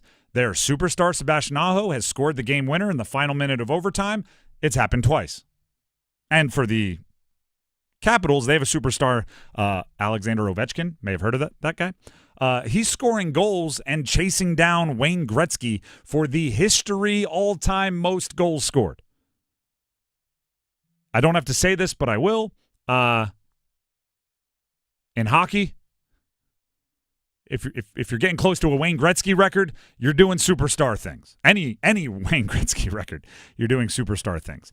Both teams, the Caps and the Canes, have exactly 8 different players averaging over a half point per game through 9 games.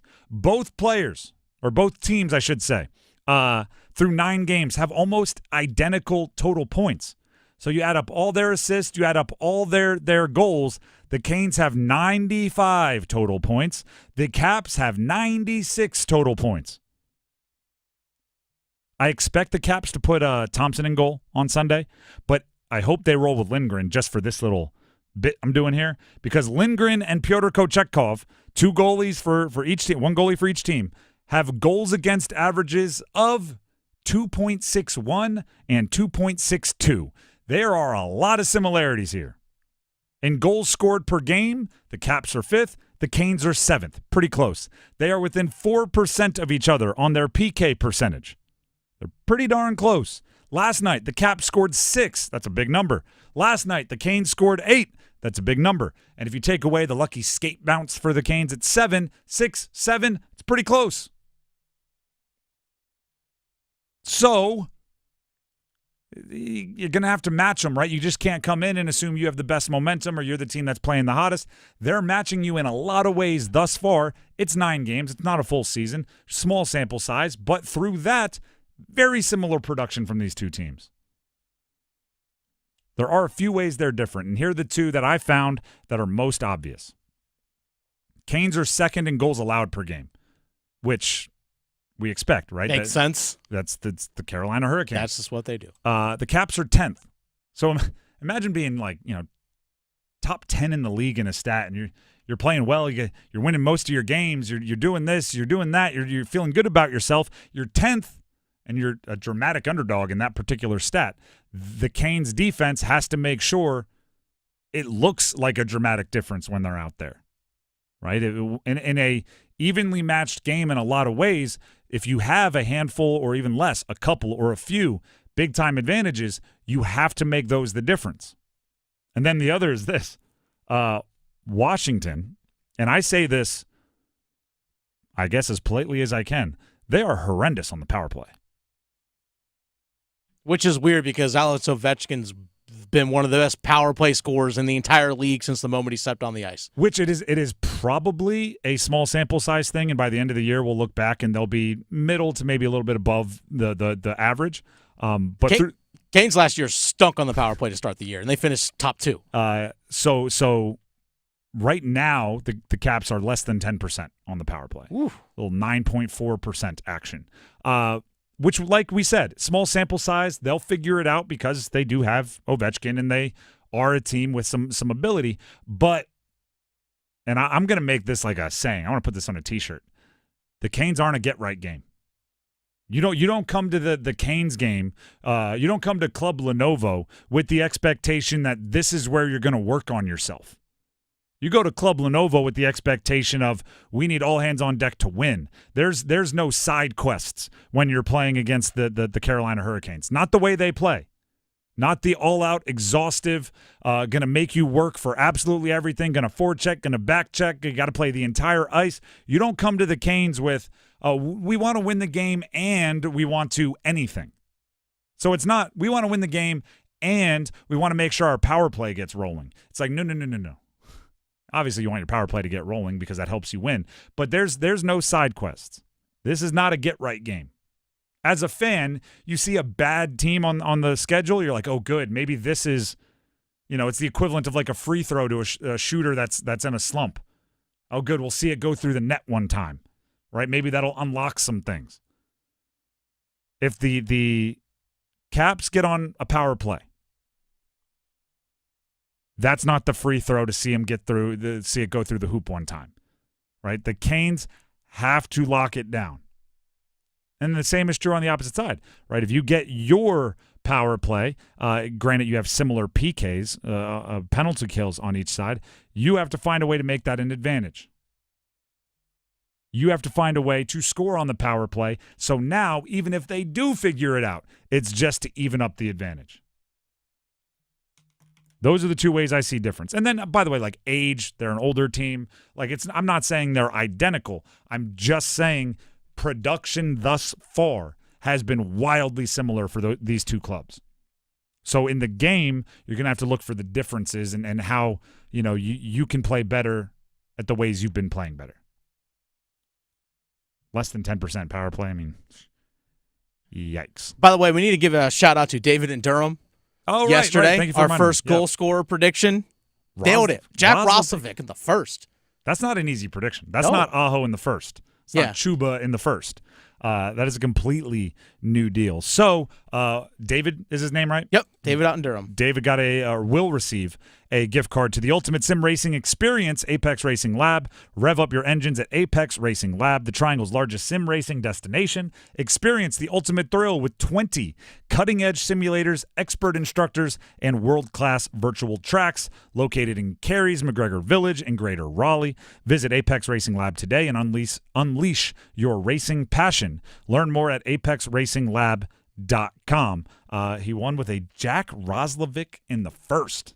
It's amazing how sometimes a change of scenery is just the right thing that you need, and it seems like that's been the case for Roslovic because he was in Columbus last year, which was just a bad team, played about half the season there, goes over to the New York Rangers, just kind of gets buried on the fourth line because the Rangers were a stacked lineup. But hey, it was a little depth on the fourth line for them. Comes here, it just fits perfectly. It's funny. He joked yesterday. He's like, yeah, a hot scoring streak. He's like, maybe I should also pass the puck a little bit too because he has 0 assists this year. He's like, I don't know, maybe I should look to pass a little bit more. But you know what? You keep burying the puck in the back of the net, no one's going to complain. It's and sometimes like the change of scenery thing is true. Sometimes you just find a system that fits. I think that's what I mean. It doesn't matter what because sometimes it is you just got to get away from people, right? Like me and him didn't vibe personality wise, or I was too far from home and got home. Like sometimes it is literally just a change of scenery. Sometimes it is if the Canes played their system with their players on the moon. I think Roslovic would do well, and hopefully he ends up being a key player throughout the season. The Drive with Tim Donnelly, 99.9 The Fan. Coming up next, one of my favorite segments of the week. I look forward to it every Friday. It is Real Bold Predictions. Coming up. Hi, this is Renee Chu. The most trusted local news in the Triangle is now on the radio. WRL News Plus. Now get breaking news and severe weather reports on the radio 24 hours a day. Listen on the radio at 96.5 FM in Durham, 99.3 FM in Raleigh, and everywhere in the Triangle at 101.5 HD3.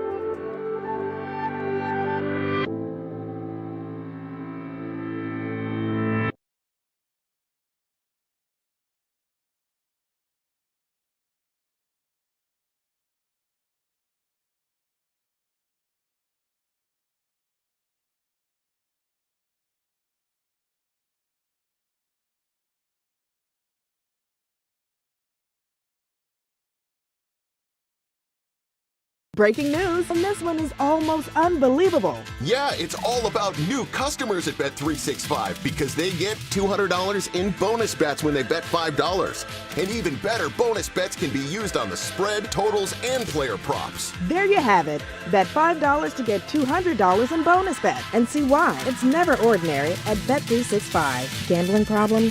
Call 1-877-718-5543 or visit morethanagame.nc.gov. Terms and conditions apply. $5, that's a deal, yeah. McDonald's money, I got McDonald's money. One meal just to make me feel better. All I wanna know is, can I get a hot and spicy patty to make nuggets so crisp, and the fries go to yellow, yeah. McDonald's don't miss, yeah.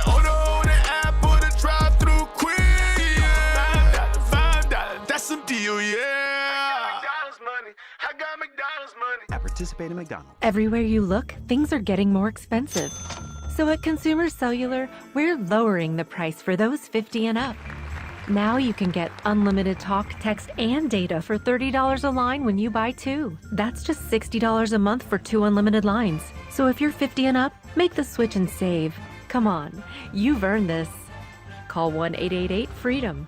or visit consumercellular.com today. Requires 2 lines of service, age validation, and credit approval. Subject to system and area limits, taxes, and other fees apply. Time is up. The IRS is in full collection mode for 2024, issuing liens, levies, and garnishments to anyone who has a past tax debt or unfiled tax returns. Don't wait till it's too late. Your paycheck and bank accounts are at risk of being seized. Call now and stop the collection process today. If you're living check to check, no matter how much you're making, you still may qualify for the Fresh Start programs offered by the IRS to reduce or even eliminate your tax debt. It's just a 5-minute call to get your options, and it's free. If you owe back taxes, have years of unfiled tax returns, under audit, have a wage or bank levy, or finally just want to sleep better, business or personal, call the experts at Republic Tax Relief while there's still time. A+ rated by the Better Business Bureau, and tough. This veteran-owned company has the fight you need to take on the IRS. Don't go at it alone. The call is free. Call their hotline number now, 800-652-1714. That's 800-652-1714. Find out if you qualify today. Call 800-652-1714 or go to republictaxrelief.com. Must qualify for enrollment. Results may vary. Paid for by AMD Financial.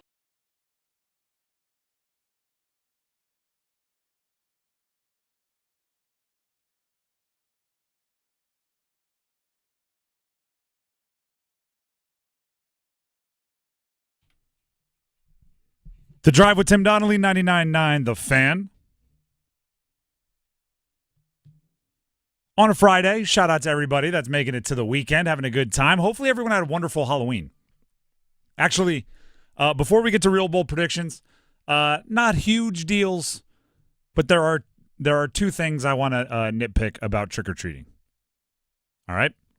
Took my 3.5-year-old around the neighborhood. Lovely experience. He had a blast. Yeah. So let's start there. Secondly, when did we stop having to knock on doors? When I was a kid, you had to go up, knock on the door, ring the doorbell. They open it. You say trick or treat.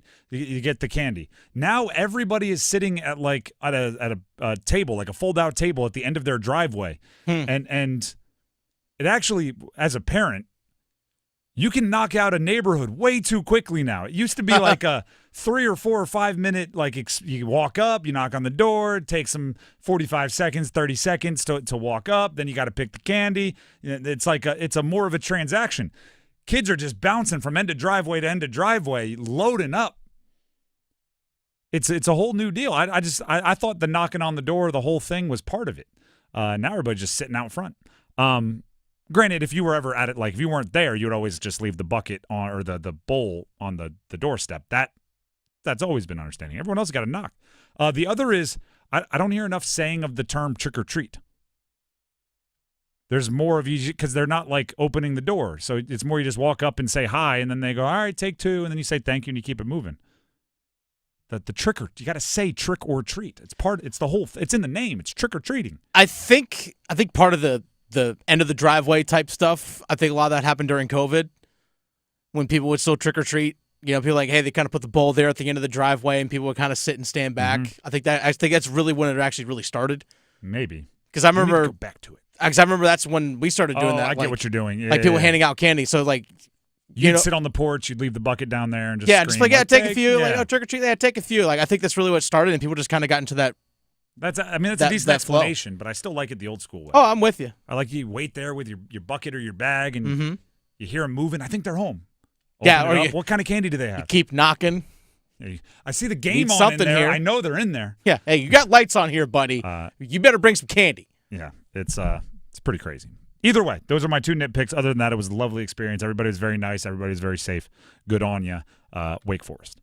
The Drive with Tim Donnelly, 99.9 The Fan. Let's get to real bold predictions. This is the only place in sports media where our bold predictions come with a checks and balances system. I'm going to make a bold prediction, or at least one that I think is bold, and you will either hear the not bold enough buzzer or the bold enough bell. If I get a buzzer, I have to change it on the spot to make it more bold until I hear a bell. I have a theme for today's real bold predictions, Dennis. These are all season highs, career highs, new thresholds will be set, okay? Starting with Sebastian Aho on Sunday against Washington. We're getting a new season high in goals scored for Sebastian Aho on Sunday. Not bold enough. Be more specific. Well, he's scored 1 in a game, so this will be 2+ goals for Sebastian Aho. Granted, it's a young season for him, so 2 being a season high is kind of cheating for the theme, but hey, you know what's going on. It's an Ovechkin is in the building thing. Score goals, right? You're the best player on your team. Ovechkin's there. The energy is going to say score goals, and I think he gets a couple of them. Let's go to the Duke-Miami game. Ready for this one? The real bold prediction is Cam Ward, everybody's favorite quarterback in the ACC, matches his season high in turnovers. Which is how many? He had 3 against Virginia Tech. So Duke forces 3 turnovers by Cam Ward. Against Virginia Tech, he had 2 picks and a fumble. I don't think it's a coincidence that in that game, Virginia Tech probably should have won. It's maybe the only game that the refs kind of did decide other than the Virginia Tech would have won. So if Duke's going to pull it off, I think they need 3 turnovers from Cam Ward, and that's why I'm predicting it. We'll go to this one. C.J. Bailey, freshman quarterback, NC State. Okay. Career high in passing touchdowns against Stanford. Which would be how many? He has thrown for 2. He has not thrown for 3. So 3 touchdown passes for NC State? Mm-hmm. Yeah, I'd say that's bold. Stanford's given up the most passing touchdowns in the ACC. They're averaging 2.5 per game, which is almost a half touchdown more allowed through the air per game than any other team in the ACC. I also think C.J. Bailey's going to show up ready to roll coming out of the bye week. Omarion Hampton, UNC running back, our next prediction here. He has his high in rushing yards against a Power 5 opponent. His high in rushing yards in his career against a Power 5 opponent. Which is how many yards? About his high against the Power 5 is like 197, I think it was. So you're talking about basically 200 plus. Yes. Yeah. He has never had a 200-plus yard rushing game versus a Power 5 or Power 4 conference team. But Florida State is dead last in rushing defense in the ACC, and UNC has some good vibes going on right now. I'll throw an additional one here. This isn't really I'm not putting this into the machine to find out if it's a bold prediction. All right.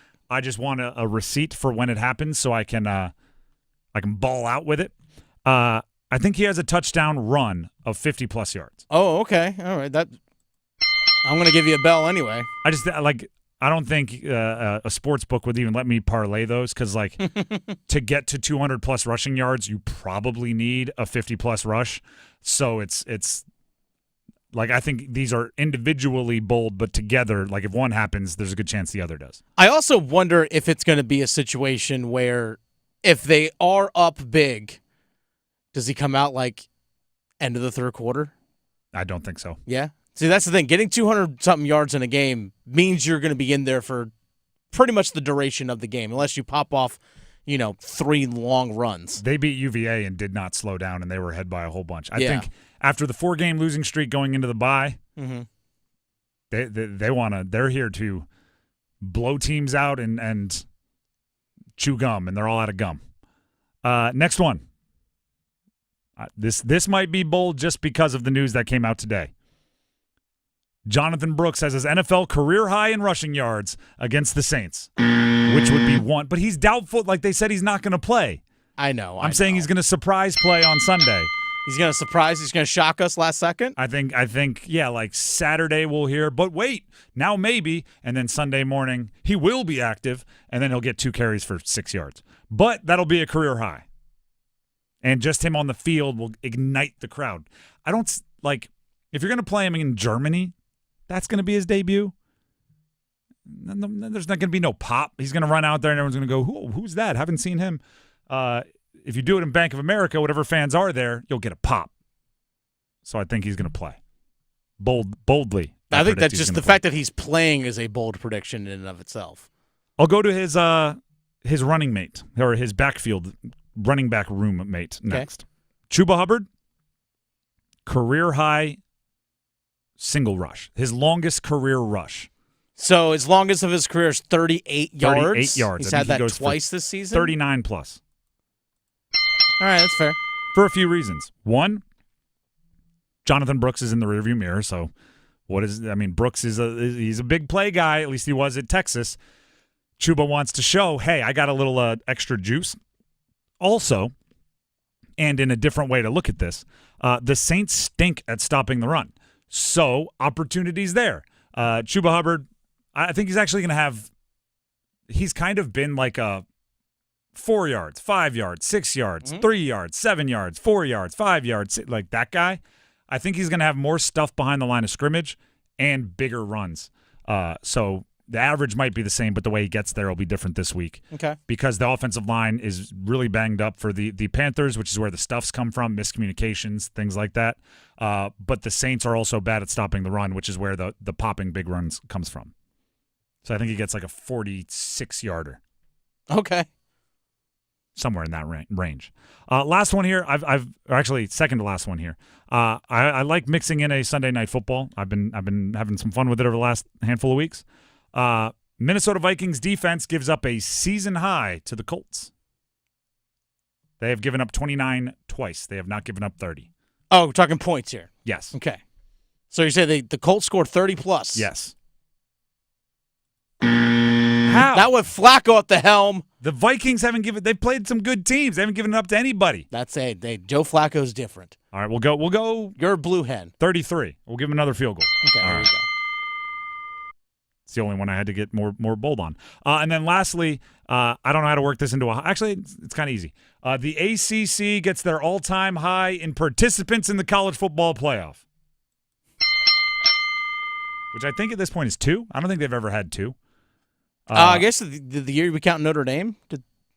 I don't count Notre Dame. Yeah. Well, they played the ACC that one year, COVID year, 2020. Oh, and did they make it? Technically were. Yeah, they did. All right, so then 3. Gosh, darn it. I can't remember who else was in that year, 2020. I had to go back and check. I assume Clemson.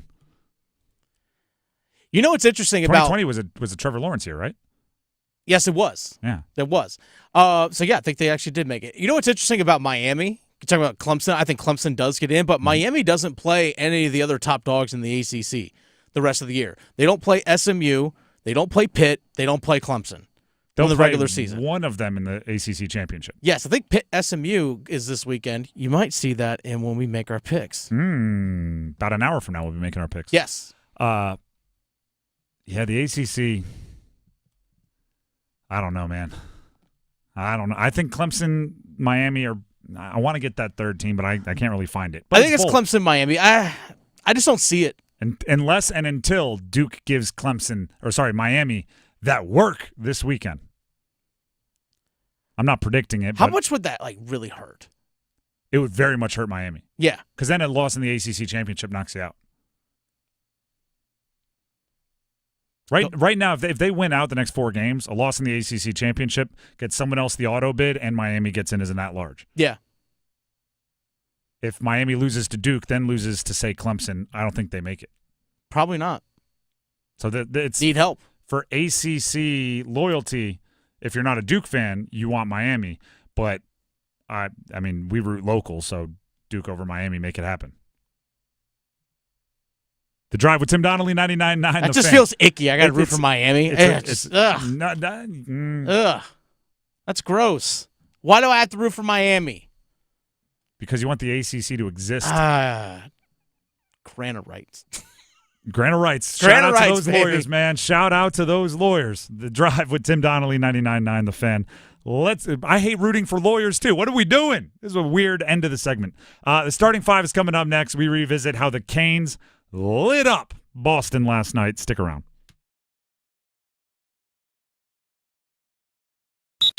Hey, Carolina Panthers fans, it's Dennis Cox from 99.9 The Fan. For all the inside information on your team, join me and my co-host, WRAL TV's Chris Lee, for our podcast, Panthers Playbook, presented by Carolina Ford Dealers. In every episode, we'll keep you up to date on your Panthers, and we'll do it with access only we can provide. Locker room insight, exclusive interviews, and in-depth looks at every Panthers game. Follow and subscribe to Panthers Playbook wherever you discover your favorite podcasts or watch on YouTube. It's time for the Coastal Scholar Athlete of the Month. Creighton Blackwell here from Coastal Credit Union and 99 The Fan. And it is time for our Scholar Athlete of the Month. Today, we are here at Willow Springs High School, and we're here to celebrate Ansley Ayers. She's really encouraging and will make sure that you're comfortable with whatever you're doing, and I never have a bad time when I'm around her. Her energy is always very uplifting at practice and competitions. Last year we won a state championship. You know, she was there in the corner again, hyping everybody up, just giving them just some words of wisdom before they hit the mat. Ansley is an amazing athlete. She's a leader on the team and a great student. Love having her in class, and she's really good and represents the school well. I'm really happy to represent Willow Spring. Both my parents have been there for me since day one, and my sisters too. They've always been supporting me, and I couldn't have done it without them. And my teammates are always just constantly bringing up my attitude and helping me stay positive through everything, no matter how busy or stressful it can get. Congratulations, Ansley. For over 20 years, 99.9 The Fan and Coastal Credit Union have been recognizing scholar athletes at Triangle area schools. If you'd like to nominate a high school athlete, text AWARD to 919-860-5326. That's AWARD to 919-860-5326. Kamala backed Biden on everything. She was the deciding vote for his disastrous economic agenda. Kamala and Joe raised taxes on the middle class, and prices soared. Kamala was in charge of his open border policies, giving welfare to illegals while Americans struggle, and their weakness invited wars. Now Kamala wants to double down on failure. It's time to turn the page on Joe and Kamala's failed agenda. President Trump fights for you. His strength kept us safe. Trump cut taxes for families. Prices were lower and the border secure. Now, President Trump can do it again. And we are going to launch a new golden age of American success for the citizens of every race, religion, color, and creed. Remember, Kamala broke it. President Trump will fix it. I'm Donald Trump, candidate for president, and I approve this message. Paid for by Donald J. Trump for President 2024 Inc. This hour of the Triangle Sports Leader is powered by Ritchie Law Firm, injury lawyers. Ritchie Law is on top of it. Go to ritchielaw.com. That's ritchielaw.com. WCMC HD1 Holly Springs. Take us with you on radio, web, app, Alexa, and YouTube. 99.9 The Fan, the Triangle Sports Leader. Good afternoon, everyone. I'm WRAL meteorologist Mike Mays with a cold front coming in tonight. After midnight, there could be some spotty light rain with a low around 60. Tomorrow, it's a lot of cloud cover and a chance for some spotty morning rain later in the afternoon. Our high temperature only about 66.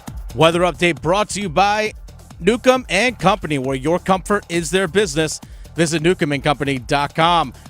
5 o'clock, check of your money. Dow Jones up 288 points today to 42,052. Market update brought to you by The Good Feet Store. Ready to step into a healthy and active lifestyle? Come to The Good Feet Store and experience the difference. Discover how a simple step can lead to a life of pain-free possibilities.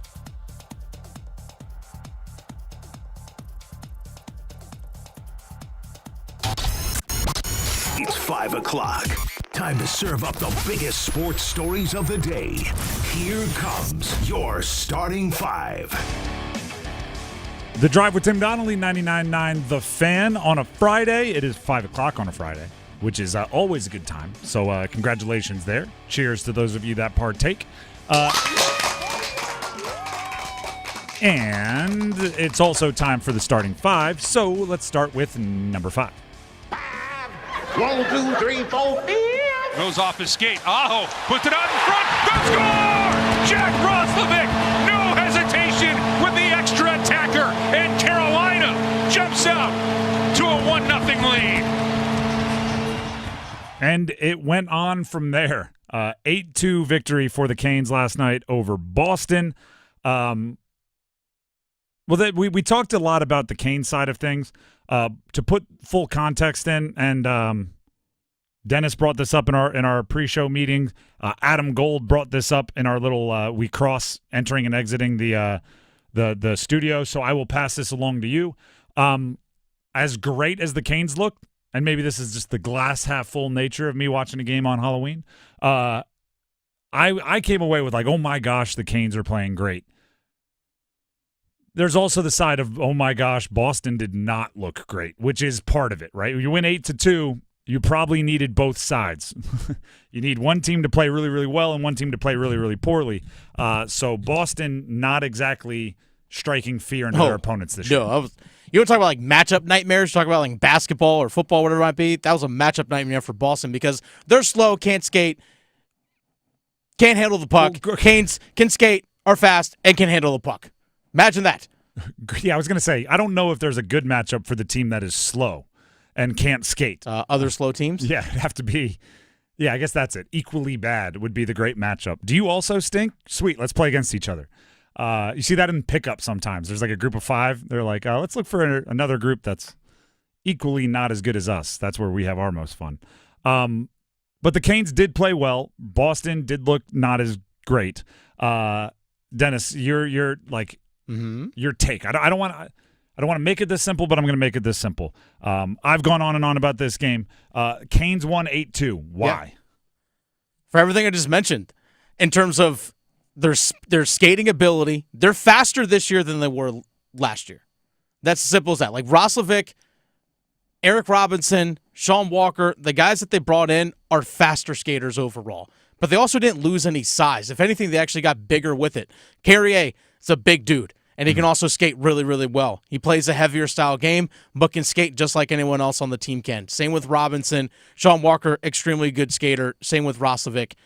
The guys that they brought in fit the system perfectly.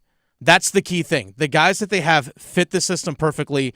They know exactly who they are. And again, they're just faster, and they give no space to anyone on the ice. It is amazing. This might be a conversation that we save, but I'm gonna introduce it quickly here.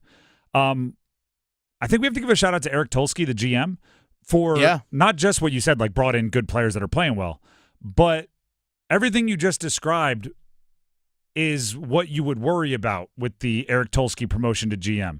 You know he has the analytics background, right? He's got patents and advanced degrees, and he's got a history in like chemistry. So you knew he was going to be good with the numbers of everything. The fit is very much a hockey question, right? You can find somebody in another system that has great advanced analytics. Oh, on ice, off ice stats, all the algorithms and equations. But it's the hockey question of, would they be that good in our system? And he seems to have nailed those as well, which, again, like I said, give a shout-out. You got to tip your hat when you're worried about something and they prove it's maybe shouldn't have been as big of a worry. So, the calculator guy, right, and in his introductory press conference, he said, like, I'm not just a calculator. The calculator, I'm using air quotes, the calculator guy looks like he may have gotten some of, like, the gut instinct hockey guy decisions right, which is pretty good. And I'm talking about the Gostisbehere, the Roslovic, the Walkers, Robinson, all up and down. So credit to them, credit to him, credit to the staff. That's number 5. Let's get to number 4. 1, 2, 3, 4, all together. Murphy to throw, looking to the left, end zone shot, it is caught! Eli Panko for the touchdown! They did it again! They did it again! That was Eli Panko, Duke wide receiver, catching a touchdown from Malik Murphy. That was the overtime touchdown they scored. There it is, to win. Should that game have gone? No, it got on within 1 against SMU. I was just going to say, not to win. Yeah. Game shouldn't have even gone to overtime is where I was going with that. They did go for 2 and the win, which I liked as a atmosphere, culture-building decision, but they did come up short, as you mentioned. They're playing Miami this weekend. It is tomorrow at noon, South Florida, so they're on the road. This is what you call strength on strength. Actually, you just kind of referenced it. In football, sometimes you have these good and bad matchups, right? You're a run-first team that can't throw the ball very well, and you're up against a team that can't stop the run. You're like, yahoo, our inability to pass in this matchup doesn't matter. Miami's offense against Duke's defense is a heavyweight matchup. In the ACC right now, who do you think leads the entire league in scoring?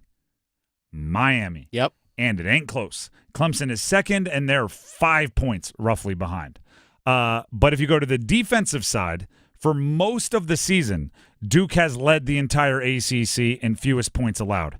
Cal just inched in front of them, but Duke is still second in fewest points allowed. So you have what I consider, and by the way, Duke is second in the entire country, FBS level, at most turnovers forced. So for my money, you have the best offense and the best defense in the ACC going at it. That's what you hope for in a matchup, right? It'd be weird. Like, two best offenses, you just get a shootout, but they never, like, the chess game isn't between the two strengths. The chess game is between two strengths on weaknesses. Duke's defense, Manny Diaz, that defense out there against Cam Ward and that Miami offense, I'm here for it. I'm going to want to watch. I'm going to want to pay attention. And I believe it's going to come down to this. If Duke can force 3 or 4 turnovers and protect the ball offensively, you have to win the turnover battle probably by 2 or 3 if you're going to have a chance against Miami. You're going to have to win the turnover battle by 2 or 3. On average, Duke wins the turnover battle by 1.5 per game. You're going to have to be above average in turnover margin for Duke to win. And that's tough, right? I'm sitting here in a studio saying all you got to do is go take a potentially top 5 pick quarterback who's great in the improv game, and you have to force him into a bunch of turnovers and talk about Cam Ward. Sounds much easier than it is. But who said beating a top 5 team in the country would be easy? It's not. Can't be. Shouldn't be. The other thing I'll add is this. Panther fans, if you're out there, you're going to get a Cam Ward game against pretty good defense. That's the games you want to pay attention to see if he's your guy. Wouldn't be surprised if there's a Panther scout or two down there in South Beach getting ready to watch that game, because they're going to be searching for quarterbacks this offseason, and there's only a handful that are even going to be considered for first-round picks. I don't think this year is anything like last year where you're going to have 5 top 12 picks at quarterback.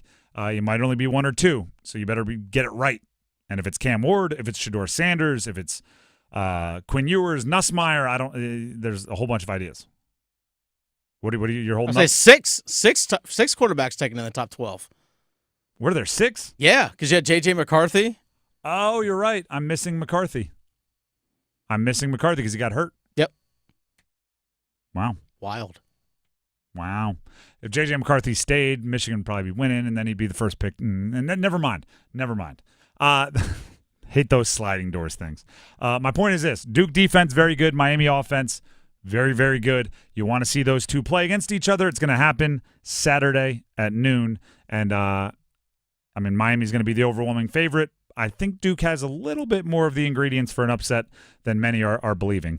You'll have to stick around to find out if I pick them or not. Let's go ahead and jump to number 3. Snap to Bailey. Varhashin steps up, pats the ball, rips it. Jolie, leaping grab, first down, Peck inside of the 1. On 4th and 8, Justin Jolie goes to the sky as Bailey picks up 31 yards. NC State versus Stanford, also tomorrow at noon. This one is home, Raleigh, Carter Finley Stadium. It's a Friday. You know I'm good for a movie reference or two, right? NC State is going to get their chance to be Billy Hoyle from White Man Can't Jump. That's Woody Harrelson's character. And I'm not even talking about the basketball. I'm not talking about his relationship with Sidney Dean. I'm not talking about him giving him the move. That's the move. I'm not talking about that. I'm talking about his relationship with Gloria, played by Rosie Perez. There's a moment where Billy Hoyle messes up, right? Gambles away their money, loses it, and he comes back to Gloria.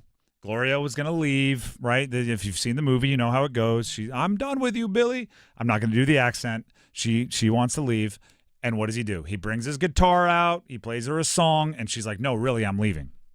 And Billy goes, no, this is what we do. We fight. I mess up. I apologize. I play you a song. You come back. That's what we do. Well, guess what NC State is kind of becoming? Listen, we start with high expectations. I underperform a little bit. The bye week happens. I go lights out towards the end of the season. By the off season, we're back. That's what we do. I play you the song. We win. Go on a little streak at the end. Beat UNC. You love me again. Can they do it? Can they play the song? Can they get everybody back on their side? NC State, you go back before the Cal game, which was before the bye. There are big-time questions about bowl eligibility. You beat Cal, some of that goes down. You come out of the bye week, if you beat Stanford, more of that comes down. Right? You're playing the song, we're doing the comeback thing. At a certain point, by the way, spoiler alert if you haven't seen White Man Can't Jump, eventually Billy Hoyle he makes the mistake one too many times and she actually leaves. NC State, I think if they close out the season strong, bowl eligible by a game or two, I think everybody will go, all right, let's come back. All right, next year's the year. C.J. Bailey, the young freshman quarterback, he's going to stick around. We're going to build around him. All right. But one too many years of waiting for next year and then struggling early and finishing strong, one too many, eventually the fans are going to get really, really, really frustrated. Speaking of C.J. Bailey, Dave Doran spoke to the media. Head coach of NC State, and he said this is C.J. Bailey's team now. You know, he's got a childish enthusiasm about just being out on a field with a ball, and at the same time, he's got a professional competitive spirit. Like, he plays hard, and he wants his guys around him to play hard, and he's not afraid to call a guy out there. Like, you got to go full speed right here, man. I need a better picture of that play. And he gives that, and so it's natural. You know, he's not a nervous guy. He just goes out and plays. He loves playing. He's been competing in this sport against good people a long time. As a guy that played on offense in college, I would have loved to have played football with him. I mean, just being in the huddle with a guy like that, that's what you want, you know, as a teammate. It is his team. For better or worse, right? Grayson McCall, he's retired due to the injuries, so C.J. Bailey, it has to be his team. On the Pack Therapy Podcast, which new episode out everywhere. Find it everywhere podcasts can be found, as well as our YouTube page, 99.9 The Fan. I was speaking with Mike Lennon, and one of the questions I had for him is C.J. Bailey can help spark the run game. He's a young guy. He has some athleticism. He's not afraid to run. But should NC State maybe be a little bit cautious with that? Because now that Grayson McCall, it's not like Grayson McCall was benched, and now you have the veteran backing up the young guy. He's retired, so there's just less depth in that room. Lex Thomas, another young quarterback with very little experience, is next up if C.J. Bailey does have to miss some time with anything. The response from Mike was basically, and you can listen to the whole podcast again, like I said, if you want the nuance, was basically, no, you run CJ, but you tell him to get the heck on the ground. You run him in the RPO game, and you tell him, don't fight for yards, slide, young fella. And even brought up, I don't know if you saw this. Do you see Tua slide this past weekend? I did not. Okay, so Tua Tagovailoa, we all know what happens a few times with him, right? He has the very, very scary concussions. His hands go into the fencing posture where they like get frozen in a position. So he's back playing, and he ran. And you could hear the entire crowd, slide, get down. And he slid, and you would have thought he threw like an 80-yard touchdown. The whole crowd goes wild. Tyreek Hill is going, yeah, just because he slid, right? He took a hit off of his body. C.J. Bailey do the same. It's like Forrest Gump. Stop! Oh, he stopped. Yeah. Just everybody went nuts. It was kind of funny because all I did was slide. That's number 3. Let's jump to number 2. Tar Heel's going to reverse it and now flip it back to Harrell. He's going to try a deep ball. Wide open, waiting for it, and making the catch at the 9 is Hamilton, and he'll ride a Charlotte defender in for the touchdown. How's that? UNC playing Florida State this weekend. Florida State stinks. They stink, but that's no reason to take it easy on them. Have I been disrespectful to Florida State today? Like, do you think I am acting as if it is too much of a foregone conclusion that a team that had a 4-game losing streak just a couple of weeks ago will win this one and should win this one? No, I don't think you're doing me this. Good. No, it's just honest. But I will throw this out there as well. Florida State has beaten UNC each of the last 2 times they've played, and in their history of UNC against Florida State holds a 17-3-1 record over UNC. I don't care how bad Florida State is. UNC should have pent-up aggression as a program to go light them up, right? Like it is when a bully gets weakened, you don't suddenly go, oh, never mind, they're nice. No, when a bully gets weakened, you knock him out. That's what they get for being the bully when they're strong, right? You got to be able to take the punches in every scenario. And I'm talking in sports situations here. Don't go taking too much into that. UNC, Omari and Hampton, that run game, Lampkin on the offensive line, another middle-of-the-year All-American, they should be chomping at the bit to go out there and push Florida State around. Florida State is dead gosh darn last. Dead last in stopping the run in the ACC. They are dead last in total yards allowed. They are dead last in points allowed. The UNC running game should be chomping at the bit. And should be what's the Zeke Elliott, the feed me? That should be Omari and Hampton. He should pick up a first down, stand up, look to the sideline, act like he's eating cereal. Feed me. I want more carries. Another first down, stand up, feed me. Touchdown, stand up, feed me. Just keep getting the ball to your running game. And if he gets tired, Goss, the freshman that ran for 100 yards in the second half pretty much against Charlotte, feed him. Got a running game. Let it work. I'm looking forward to that one. As number 2, number 1. Throw toward the end zone. Bryce fits it into Leggett for a touchdown. And Xavier Leggett does the dollar bill dance. Bryce Young with a touchdown pass to the rookie out of South Carolina. That was last week's opening drive touchdown from Bryce Young to Xavier Leggett. This week, the Carolina Panthers play the Saints. It is a Sunday game. By the way, Gardner, Carolina Ale House, Victoria Vodenecker, the producer of the Adam Gold Show, will be out there hanging out for the beginning of that one. Very nice. She'll have free appetizers and stuff to give out. So ooh, fancy. Go out there, say hi, hang out, get some food and drink at Carolina Ale House in Gardner. This one, I said it earlier, I'll say it again. It's about the young guys for Panthers. Adam Thielen, still unlikely to be back. Deontay Johnson traded. What is that? Like, look at your wide receivers. Who are your number 1 and number 2 wide receivers right now? Xavier Leggett, and is it Jalen Coker? Is it Mingo? Is it, my guess is they'll have a handful of rotation guys in there. They're all young. They're all rookie contract guys. Who's your quarterback? Bryce Young. Young, rookie contract guy. You look around and obviously up front there'll be some vets. You look around at the fantasy football positions in that huddle. There'll be times where the oldest player on the field that's not on the offensive line for the offense is 25 years old. That'll be Chuba Hubbard, who is actually kind of an inexperienced 25, right? It's not like he's been this year is really the first year he's gotten to be like a legitimate starter out there all the time. That's good for the Panthers.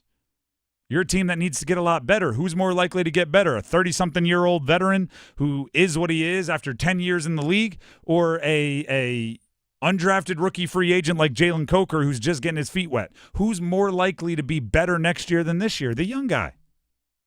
Matter of fact, Dave Canales was asked about Jalen Coker's role moving forward after that Deontay Johnson trade. This is what Dave Canales had to say. It's very similar to last week, and I think it's just about him continuing to take advantage of those opportunities. So the plan will be very similar in terms of where he's at and how we try to attack the defense. I hope it's not. I hope he's just trying to, not tip off what's going to happen, because you got an undrafted rookie free agent have 78 yards and a touchdown. Are you going to come back and say, well, yeah, we're going to wait to throw it to him again in any kind of big material way until we're down by a whole bunch? Like, get him first drive, get him a touch. See what happens. I know it feels mean, but it's an advantage. What do the Panthers have to lose? You're going to play it safe? You're going to try to throw checkdowns to Ian Thomas all day? No, let Jalen Coker eat. Let Xavier Leggett eat. Get him the ball. Again, and by the way, I'm not getting mad at Dave Canales for saying what he said in that clip. What are you going to do? Come out and say, well, we have 4 plays in the first 15 scripted that are going to get the ball to Jalen Coker. Like, you're not going to say that because defensive coordinators, have the internet as well. So what he said is, what you should say. I get on Dave Canales for what he says quite often. That's not going to be one of them. But I do hope that Coker has a bigger role. I hope that Xavier Leggett gets a chance to win a one-on-one. I hope Jatavian Sanders, the tight end, has a chance to get matched up one-on-one with a linebacker or a safety and see if he can't win. Let these young guys explore their ability on an NFL football field. Xavier Leggett this past game against the Broncos actually was tied for the team lead in number of targets with 7. Miles Sanders also had 7 targets. And then Jalen Coker was right behind them with 6.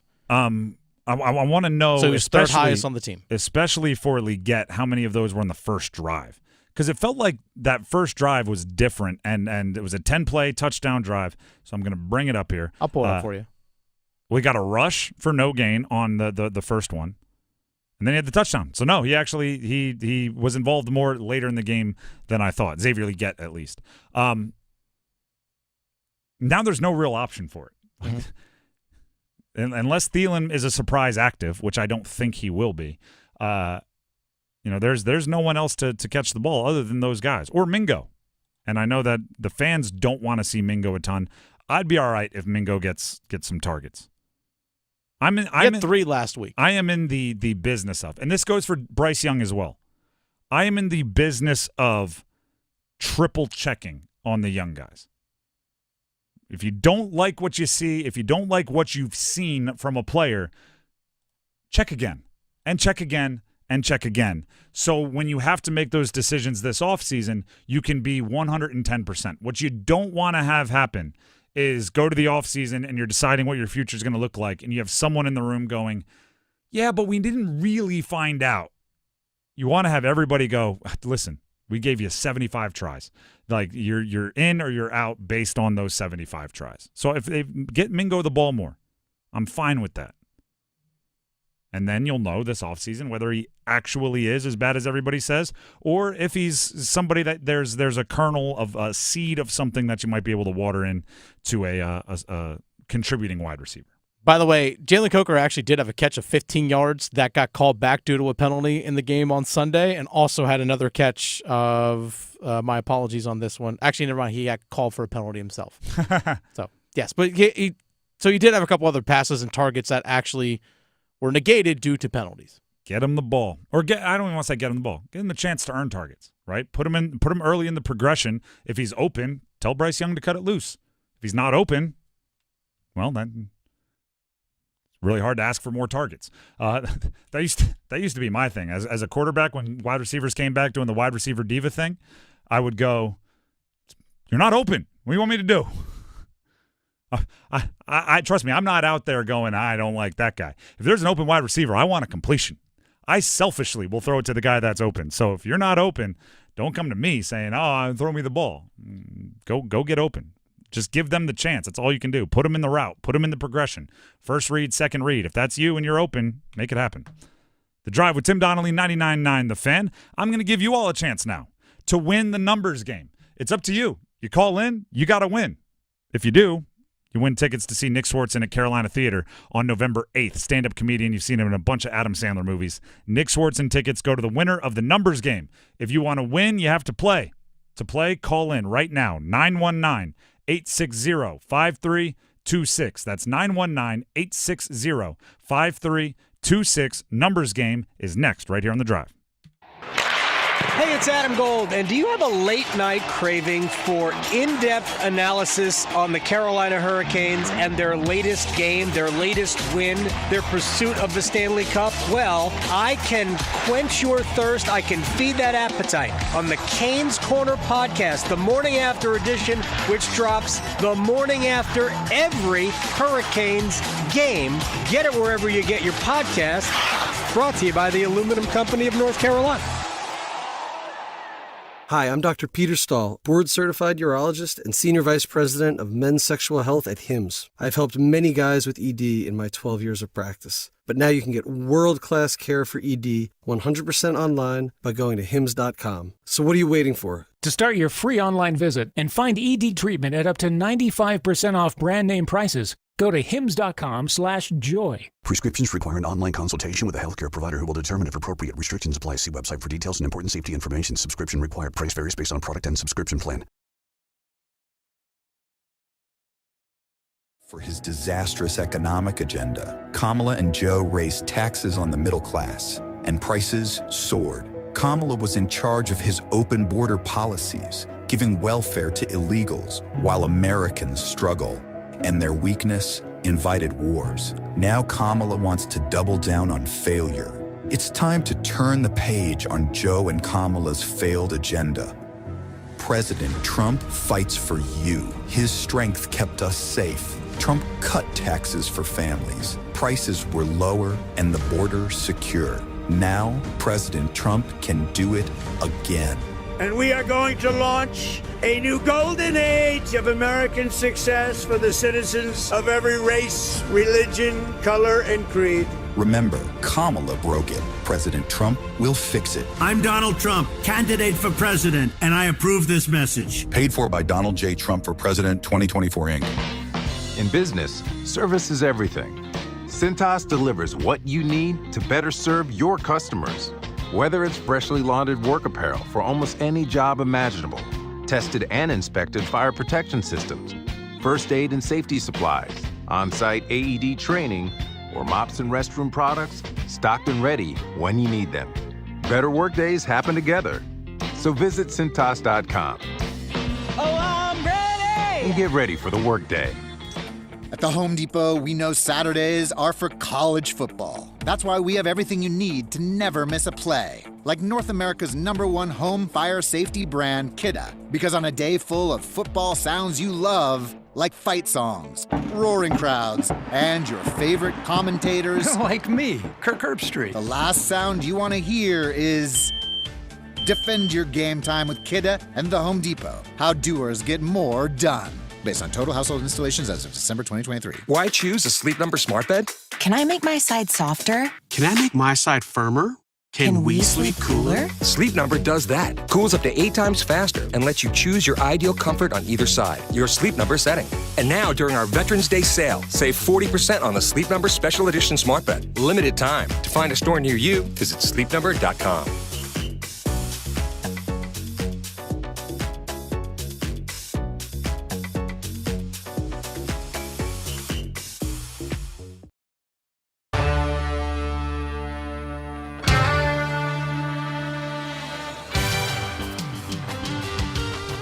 The Drive with Tim Donnelly, 99.9 The Fan. It is time to play the numbers game. Numbers game, we play it every day about this time, so we encourage you all to participate, call in. You can play. Right now, our contestants for today are Josh in Rollsville and Tom in Clayton. They will be competing for tickets to see Nick Swartzen, stand-up comedian, at Carolina Theater on November 8th. As always, we have to ask a question. We pick our favorite answer to see who goes first. Josh in Rollsville, you are up first. Josh, are you there? Yes, sir. All right, the question is, what are you most looking forward to about this weekend? But because we're a sports show, keep it sports related. What's your sports highlight of the upcoming weekend? I've got a 3-year-old looking to play some baseball with him in the yard. 3-year-old looking to play some baseball? I have a very similar hope for the weekend for me and my 3-year-old. But I'm not the judge. You would have been playing right into my heartstrings. Dennis gets to choose. Stay on the line. We'll see if it wins. Tom and Clayton, are you on the line? Can you hear me? Yes, I am. All right, the question is, just to see who goes first, what's your sports highlight of the upcoming weekend? What are you most looking forward to? What am I most looking forward to is all the NFL action. Very simple, very straightforward, but also very popular. I think that would be a lot of people's answer. Dennis, which one are you going with? First of all, both great answers. Also looking forward to the NFL weekend. But Tom, a little too generic. Josh, he's like, you know what? I want to do something with my son, my kid, my family. Baseball in the front yard. I got to go with Josh and Rollsville on this one. All right, Josh gets to go first. Don't worry, Tom. You will have your chance. Josh, are you there? Yes. All right, the categories for you to choose from are not born in the USA. These are NFL players not born, obviously, in the United States. NFL living the TV life. These are players that have gone on to media careers. Baseball, current Dodgers, Yankees only.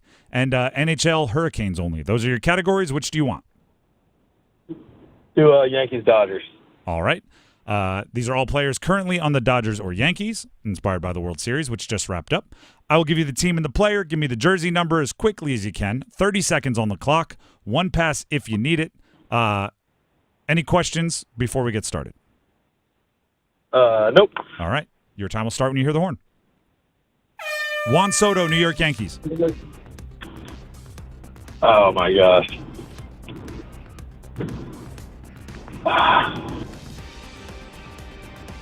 Put me on the spot. Yeah.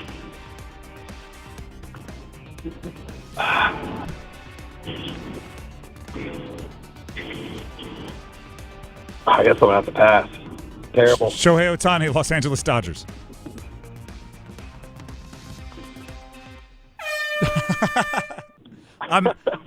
You know what? I'm not very good at this on the spot. No disrespect. That's kind of the game, is being put on the spot. If I have a little bit of advice for you next time, just throw a number out. Sometimes it's just getting the rhythm. So just 2, like anything would have worked there. Unfortunately, that is a 0. Juan Soto with the New York Yankees wears number 22. Shohei with the Dodgers wears number 17.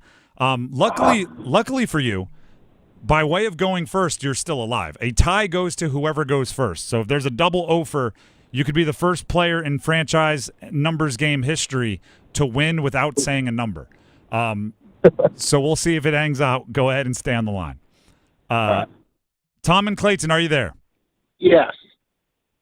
You know, sometimes when we go to our second contestant, you can tell they're intimidated because the person before them got 4 or sounded very confident. You don't have that issue. You only need 1 for the win. Are you ready to pick a category? Yes. What were the categories again? The remaining categories are NFL, not born in the USA, so players that weren't born in the United States. NFL living the TV life, all NFL players that have gone on to careers in media, or NHL, Hurricanes only. NFL TV life. All right. These are all players that are doing the media thing. I will give you the team and the player. You give me the jersey number as quickly as you can. 30 seconds on the clock. You need 1 for the win, but go all out. Try to get the perfect score. There's other cool things that come with that. Until any questions before we get started? No. All right. Your time will start when you hear the horn. Troy Aikman, Dallas Cowboys. 8. Correct. Greg Olson, Carolina Panthers.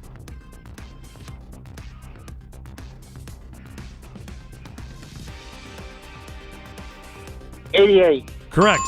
Tiki Barber, New York Giants. 21. Correct. Rob Gronkowski, New England Patriots. 88. Incorrect. Terry Bradshaw, Pittsburgh Steelers.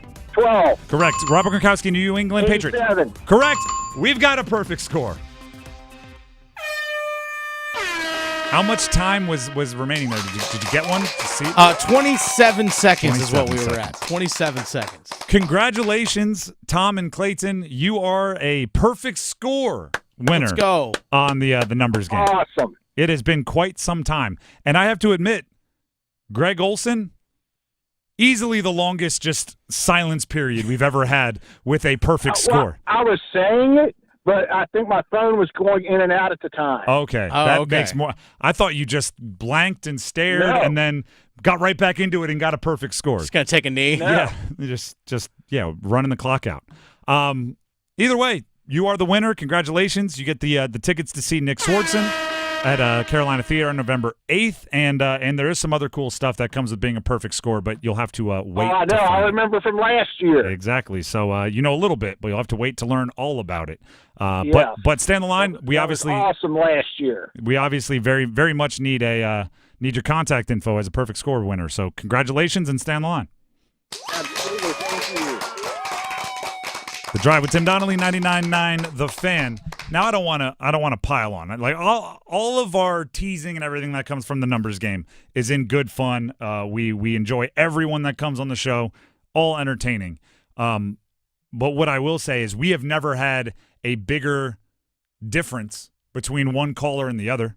First caller, and I again, there's no way to say this that isn't going to make me giggle, did not say a number. All 30 seconds, all they managed was to get a pass. And then Tom comes on and gets perfect score. And it makes sense that he was saying it because it'd be pretty rare to get a perfect score with the big gap that he had waiting for the Greg Olsen pick. But it is a perfect score. And it's been a while since we had one. It gets my adrenaline going. Excellent way to end the week. Our last contestant going perfect score. So everybody out there that wants to play the numbers game, match it, right? Better it. Took him 27 seconds to get a perfect score. Study up and then call in on Monday with your opportunity, and you might get a perfect score as well. I'm actually not sure if I said the answers, so I'll just say them one more time. Aikman was 8, Olsen 88, Tiki Barber 21, Rob Gronkowski number 87, and Terry Bradshaw number 12. Those are all players that went on to media careers. We're going to take a break. When we come back, it is time to make our picks heading into the weekend. We'll pick NFL games. We'll pick college games. We'll pick hockey games. We'll pick a whole bunch of stuff. So stick with us. You can send in some picks if you want. Twitter, YouTube comments, all at your disposal. We'll be back in a minute. We're kicking it this fall with college football. Join 99.9 The Fan all season long and catch your favorite teams in action. The ACC, the SEC, and every conference that matters. You'll find the best matchups here. Jordan Moore delivers, and the Blue Devils have the lead. College football on 99.9 The Fan is brought to you by Wilkinson Chevrolet Cadillac Buick GMC in Sanford and by Amedios. BetMGM presents Upping the Action with Jamie Foxx. Yo, hockey's here, and it's colder than ice, like cold. But with BetMGM, I can heat the game up with overs, unders, parlays, and money lines, all from the comfort of my 102-degree hot tub. Now I'm really putting fire on the ice. This hockey season, download the BetMGM app. And get up to $1,500 back in bonus bets if your first bet doesn't win. BetMGM and GameSense remind you to play responsibly. See BetMGM.com for terms. 21 plus only. U.S. promotional offers not available in Nevada, New York, Ontario, or Puerto Rico. Gambling problem? Call 1-800-GAMBLER. Available in the U.S. for New York. Call 877-8-HOPE-NY or text HOPE-NY 467-369. Arizona, call 1-800-NEXT-STEP. Massachusetts, 1-800-327-5050. Iowa, 1-800-BETS-OFF. Puerto Rico, call 1-800-981-0023. West Virginia, visit www.1800gambler.net.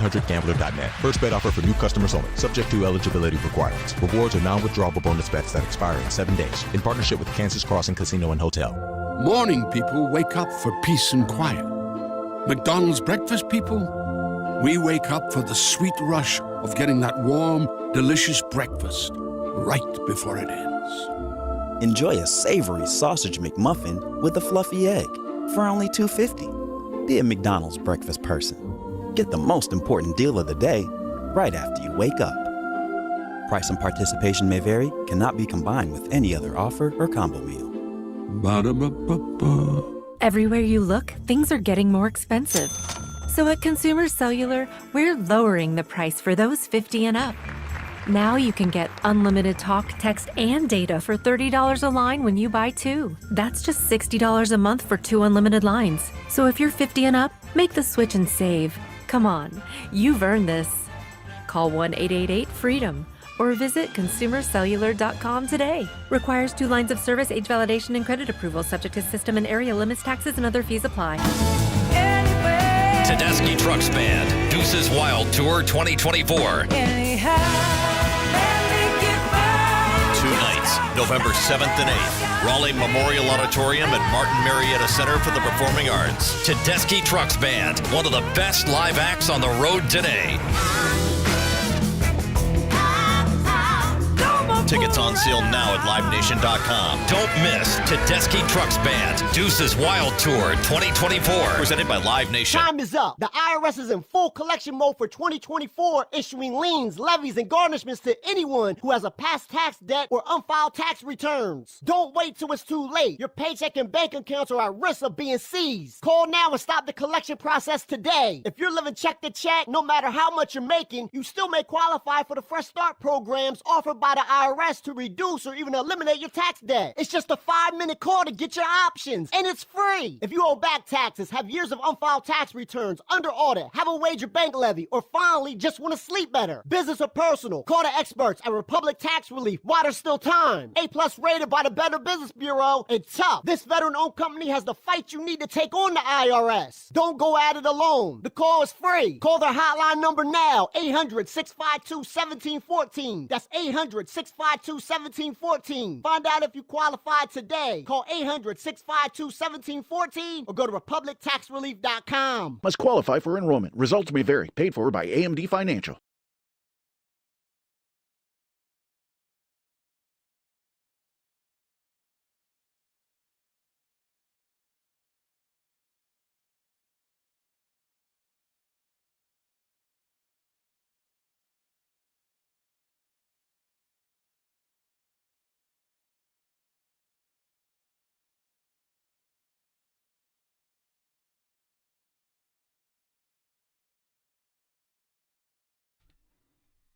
The Drive with Tim Donnelly, 99.9 The Fan. It's been an exciting week of sports here in the Triangle. There was even some like the World Series was going on. We are knocking on the doorstep of ACC basketball, college basketball starting in full swing on Monday. We've had quarterback decisions being made at the NFL level with the Panthers. We have all three Triangle ACC teams getting in the mix on Saturday. Very exciting for a bunch of different reasons. It's a good time of year. There's Canes. I can't believe I forgot that. Canes are on a heater. Sunday, 5 o'clock. Sunday, 5 o'clock. They'll be playing against Washington. They dismantled Boston last night.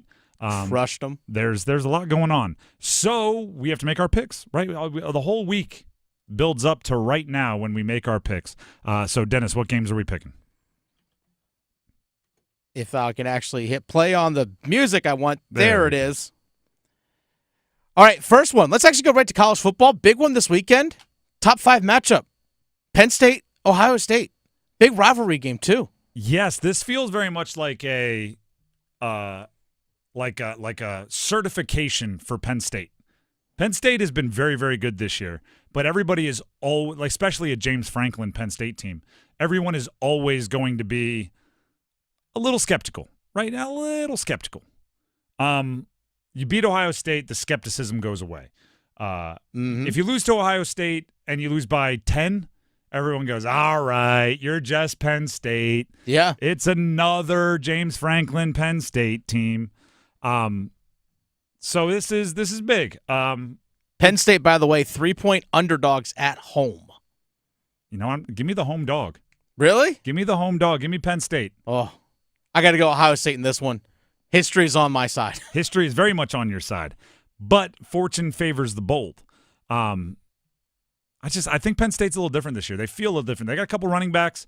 Tyler Warren, the tight end, I'm a big fan of. And Drew Aller, I don't know if he's the best, but he's got the physical tools. So give me Penn State. I also like James Franklin. I don't know why. Goes back to his time as offensive coordinator at Maryland. I just think he's got some charisma. All right, another big rivalry game. Georgia, Florida. World's largest cocktail party, right? They're playing at Florida. Everbank Stadium there in Jacksonville, so kind of right there on the state line. Georgia, 14.5-point favorites in this I was just going to say, I don't know if they will let me tease this one as high as I want to. I think Georgia wins by 35. And I think this is a prediction, I'm not asking for it, but a prediction. We're making picks. I don't know if Florida's coaching staff is fully intact by like Tuesday. I think you lose this one by as much as I think you might lose this one. So suddenly Florida has no problem raising money for a buyout because all the boosters are really embarrassed and they talk with their cash. They are 4-3 on the season, the Florida Gators. And we've seen like the Clemson game. We've seen a few games where when Georgia gets you going, Carson Beck hasn't been as good as I thought he would be this year, but they're still Georgia when they get the wind in their sails. And I think Florida's in some trouble here. All right, another sneaky kind of big game in the ACC. 5-3 Louisville on the road at 6-1 Clemson. Clemson 10-point home favorites in this one. Clemson's been good since that Georgia game. Yeah. Cade Klubnik has figured something out. That whole offense is their just freshman cooking. wide receivers don't look like freshmen anymore. No, they're transfers from high school. I almost fell for that. I was like, what? No, they didn't get transfers. Dabo doesn't believe in that. Clemson is to the point now. They're going to roll. I think they're going to win. What's the spread? You said 10. 10? I think they covered that. But we still won't know like how good they are on a national scale until they play Miami, Georgia, Penn State, and Ohio State, and Oregon. Like, you got to play one of those because until then, we're just going to remember that Georgia game, and we're going to go, yeah, all right, you beat up on the lowers. Now you could go face a bigger and see what happens. But I don't think Louisville is that level, so I think Clemson will roll. In 5 of the 6 games since that Georgia loss, Clemson has scored 40-plus points in 5 of those 6 games. And in a few of those, and one, they did it in the first quarter. Yeah, like App State, they won 66-20. NC State, they steamrolled. They're similar to, like I'll say, with Georgia. Like, they get a little wind in their sails. It's hard to stop them. Now, obviously, Georgia showed you can eliminate the wind from the beginning. But if they get going downhill, I would not want to be playing Clemson. A big game in the ACC this weekend. Number 18 Pitt, 7-0. On the road at number 20 SMU, 7-1 on the season. So a top 20 matchup. Pitt on the road at SMU. SMU at home, favored by 7. And I just looked it up because I want to make sure. Holstein, the quarterback for Pitt. Yeah. I believe, according to somebody named Carl Ludwig, and I don't have time to look up if he's legit, that Pat Narduzzi, the head coach of Pitt, announced on his radio show that Holstein is good to go versus SMU. Okay. Which I think is big. I think that's important. I think Pitt's the better team here. So go ahead and give me Pitt to win. SMU turned the ball over 6 times last week against Duke, and that's, even though they won, that's not going to win you very often. So there you go. Give me Pitt. What's the spread? SMU by 7. Pitt outright. Okay. Money line. Pitt. Old school ACC versus new school ACC. The new kid doesn't make it off the recess field without getting knocked out. I'm talking a lot about bullies today. I don't know why I did that. Yeah, I know. You okay? No, I'm all right. Except for that kid in 6th grade. I'll always remember you. All right, let's go with the local teams here. Let's go Duke on the road at Miami. That's a noon kickoff over on Buzz Sports Radio. Miami 20.5-point favorites. Duke covers, Miami wins. Okay. I think it'll be lower scoring-ish than, like, by Miami standards. I don't think they get to 50. Mm-hmm. I think it might be a 35, 38 game for Miami. And it's tough to win by 20 when you're scoring 35. So yeah, I think they cover, but Cam Ward is Cam Ward. He's good. I'm still up in the air on if Cam Ward is a really, really, really good college quarterback or if he is a really, really good quarterback that's playing in college and will translate to the NFL. I haven't quite made that decision yet, but I do know he's a really, really good college quarterback. 35-17 Miami in this one. So they cover. They do. All right. And that'd be impressive by Duke's defense because Miami can score. They can. Stanford on the road at Carter Finley Stadium. That is also a noon kickoff. You can actually listen to that over on the sister station, Mix 101.5. Stanford 2-6 on the road at NC State 4-4. State 10-point favorites in this one.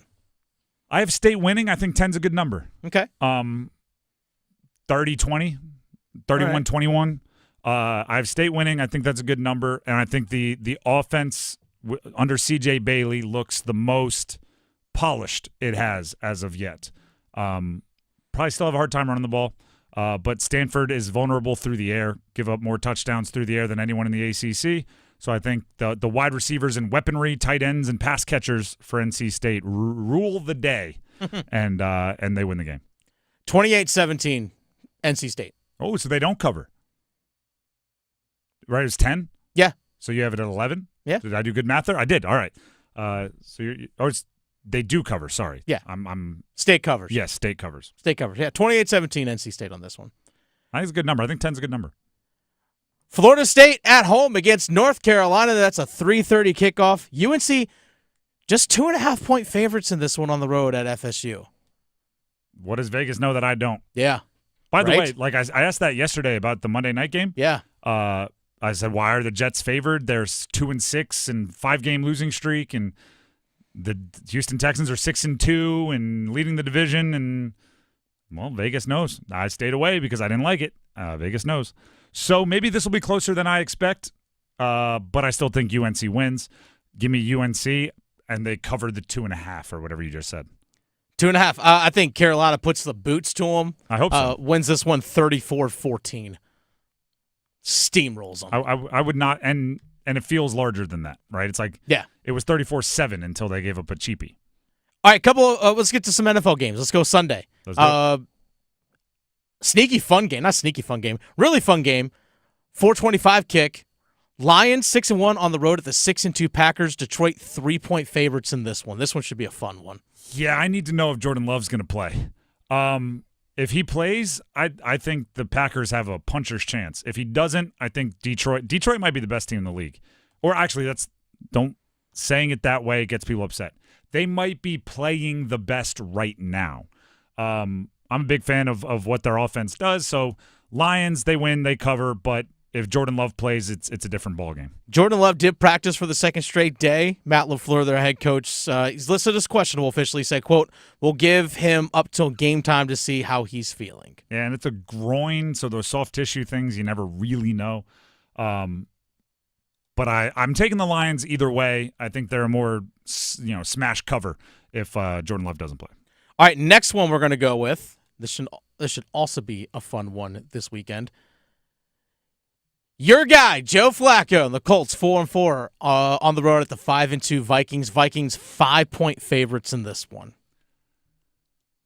I am so tempted to take Joe Flacco and the Colts. I know. The Vikings are good, don't get me wrong.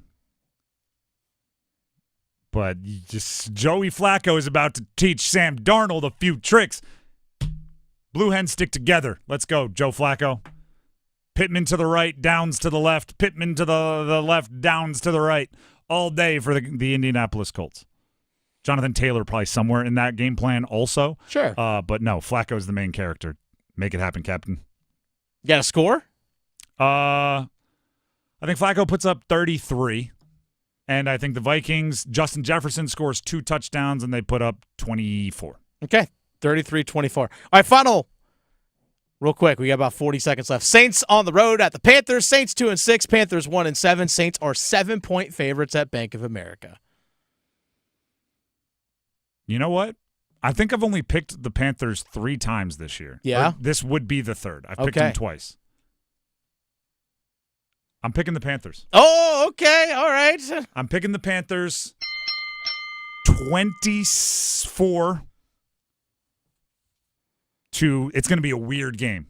Yeah. I think Bryce Young takes a safety and it's 19. Okay. 24-19. Weird game. Touchdown wins it late for the Panthers. And that's it for the drive. We're up against it. Overdrive coming up next. We'll see you on Monday. Have a great weekend, everybody. Move your sports day forward. The offense managed to get that one drive going on a 50-yard field. And everyone thought to themselves, oh, maybe it's the rebirth of Bryce Young. Maybe the Carolina Panthers have turned the corner and the play calling is correct. And then the Denver Broncos scored 21 in the second quarter. Get set up. Join Next Up with Paul Ihander. Mornings at 9 on 99.9 The Fan, the Triangle Sports Leader. It's bow time. It's not just football season. It's tailgate season. And that includes every kind of football, whether it's got goalkeepers or goalposts. The kick is good! Because it doesn't matter where or how you tailgate. When you've got crispy chicken and fluffy buttermilk biscuits from Bojangles, your tailgate is better than great. It's legendary. Head to Bojangles and order your tailgate box with boldly seasoned chicken, fixins, biscuits, and legendary iced tea today. It's Bo time. Planning a tailgate? Then it's Bo time. Bojangles has everything you need for the perfect tailgate, no matter how many fans you're trying to feed. There's the original tailgate,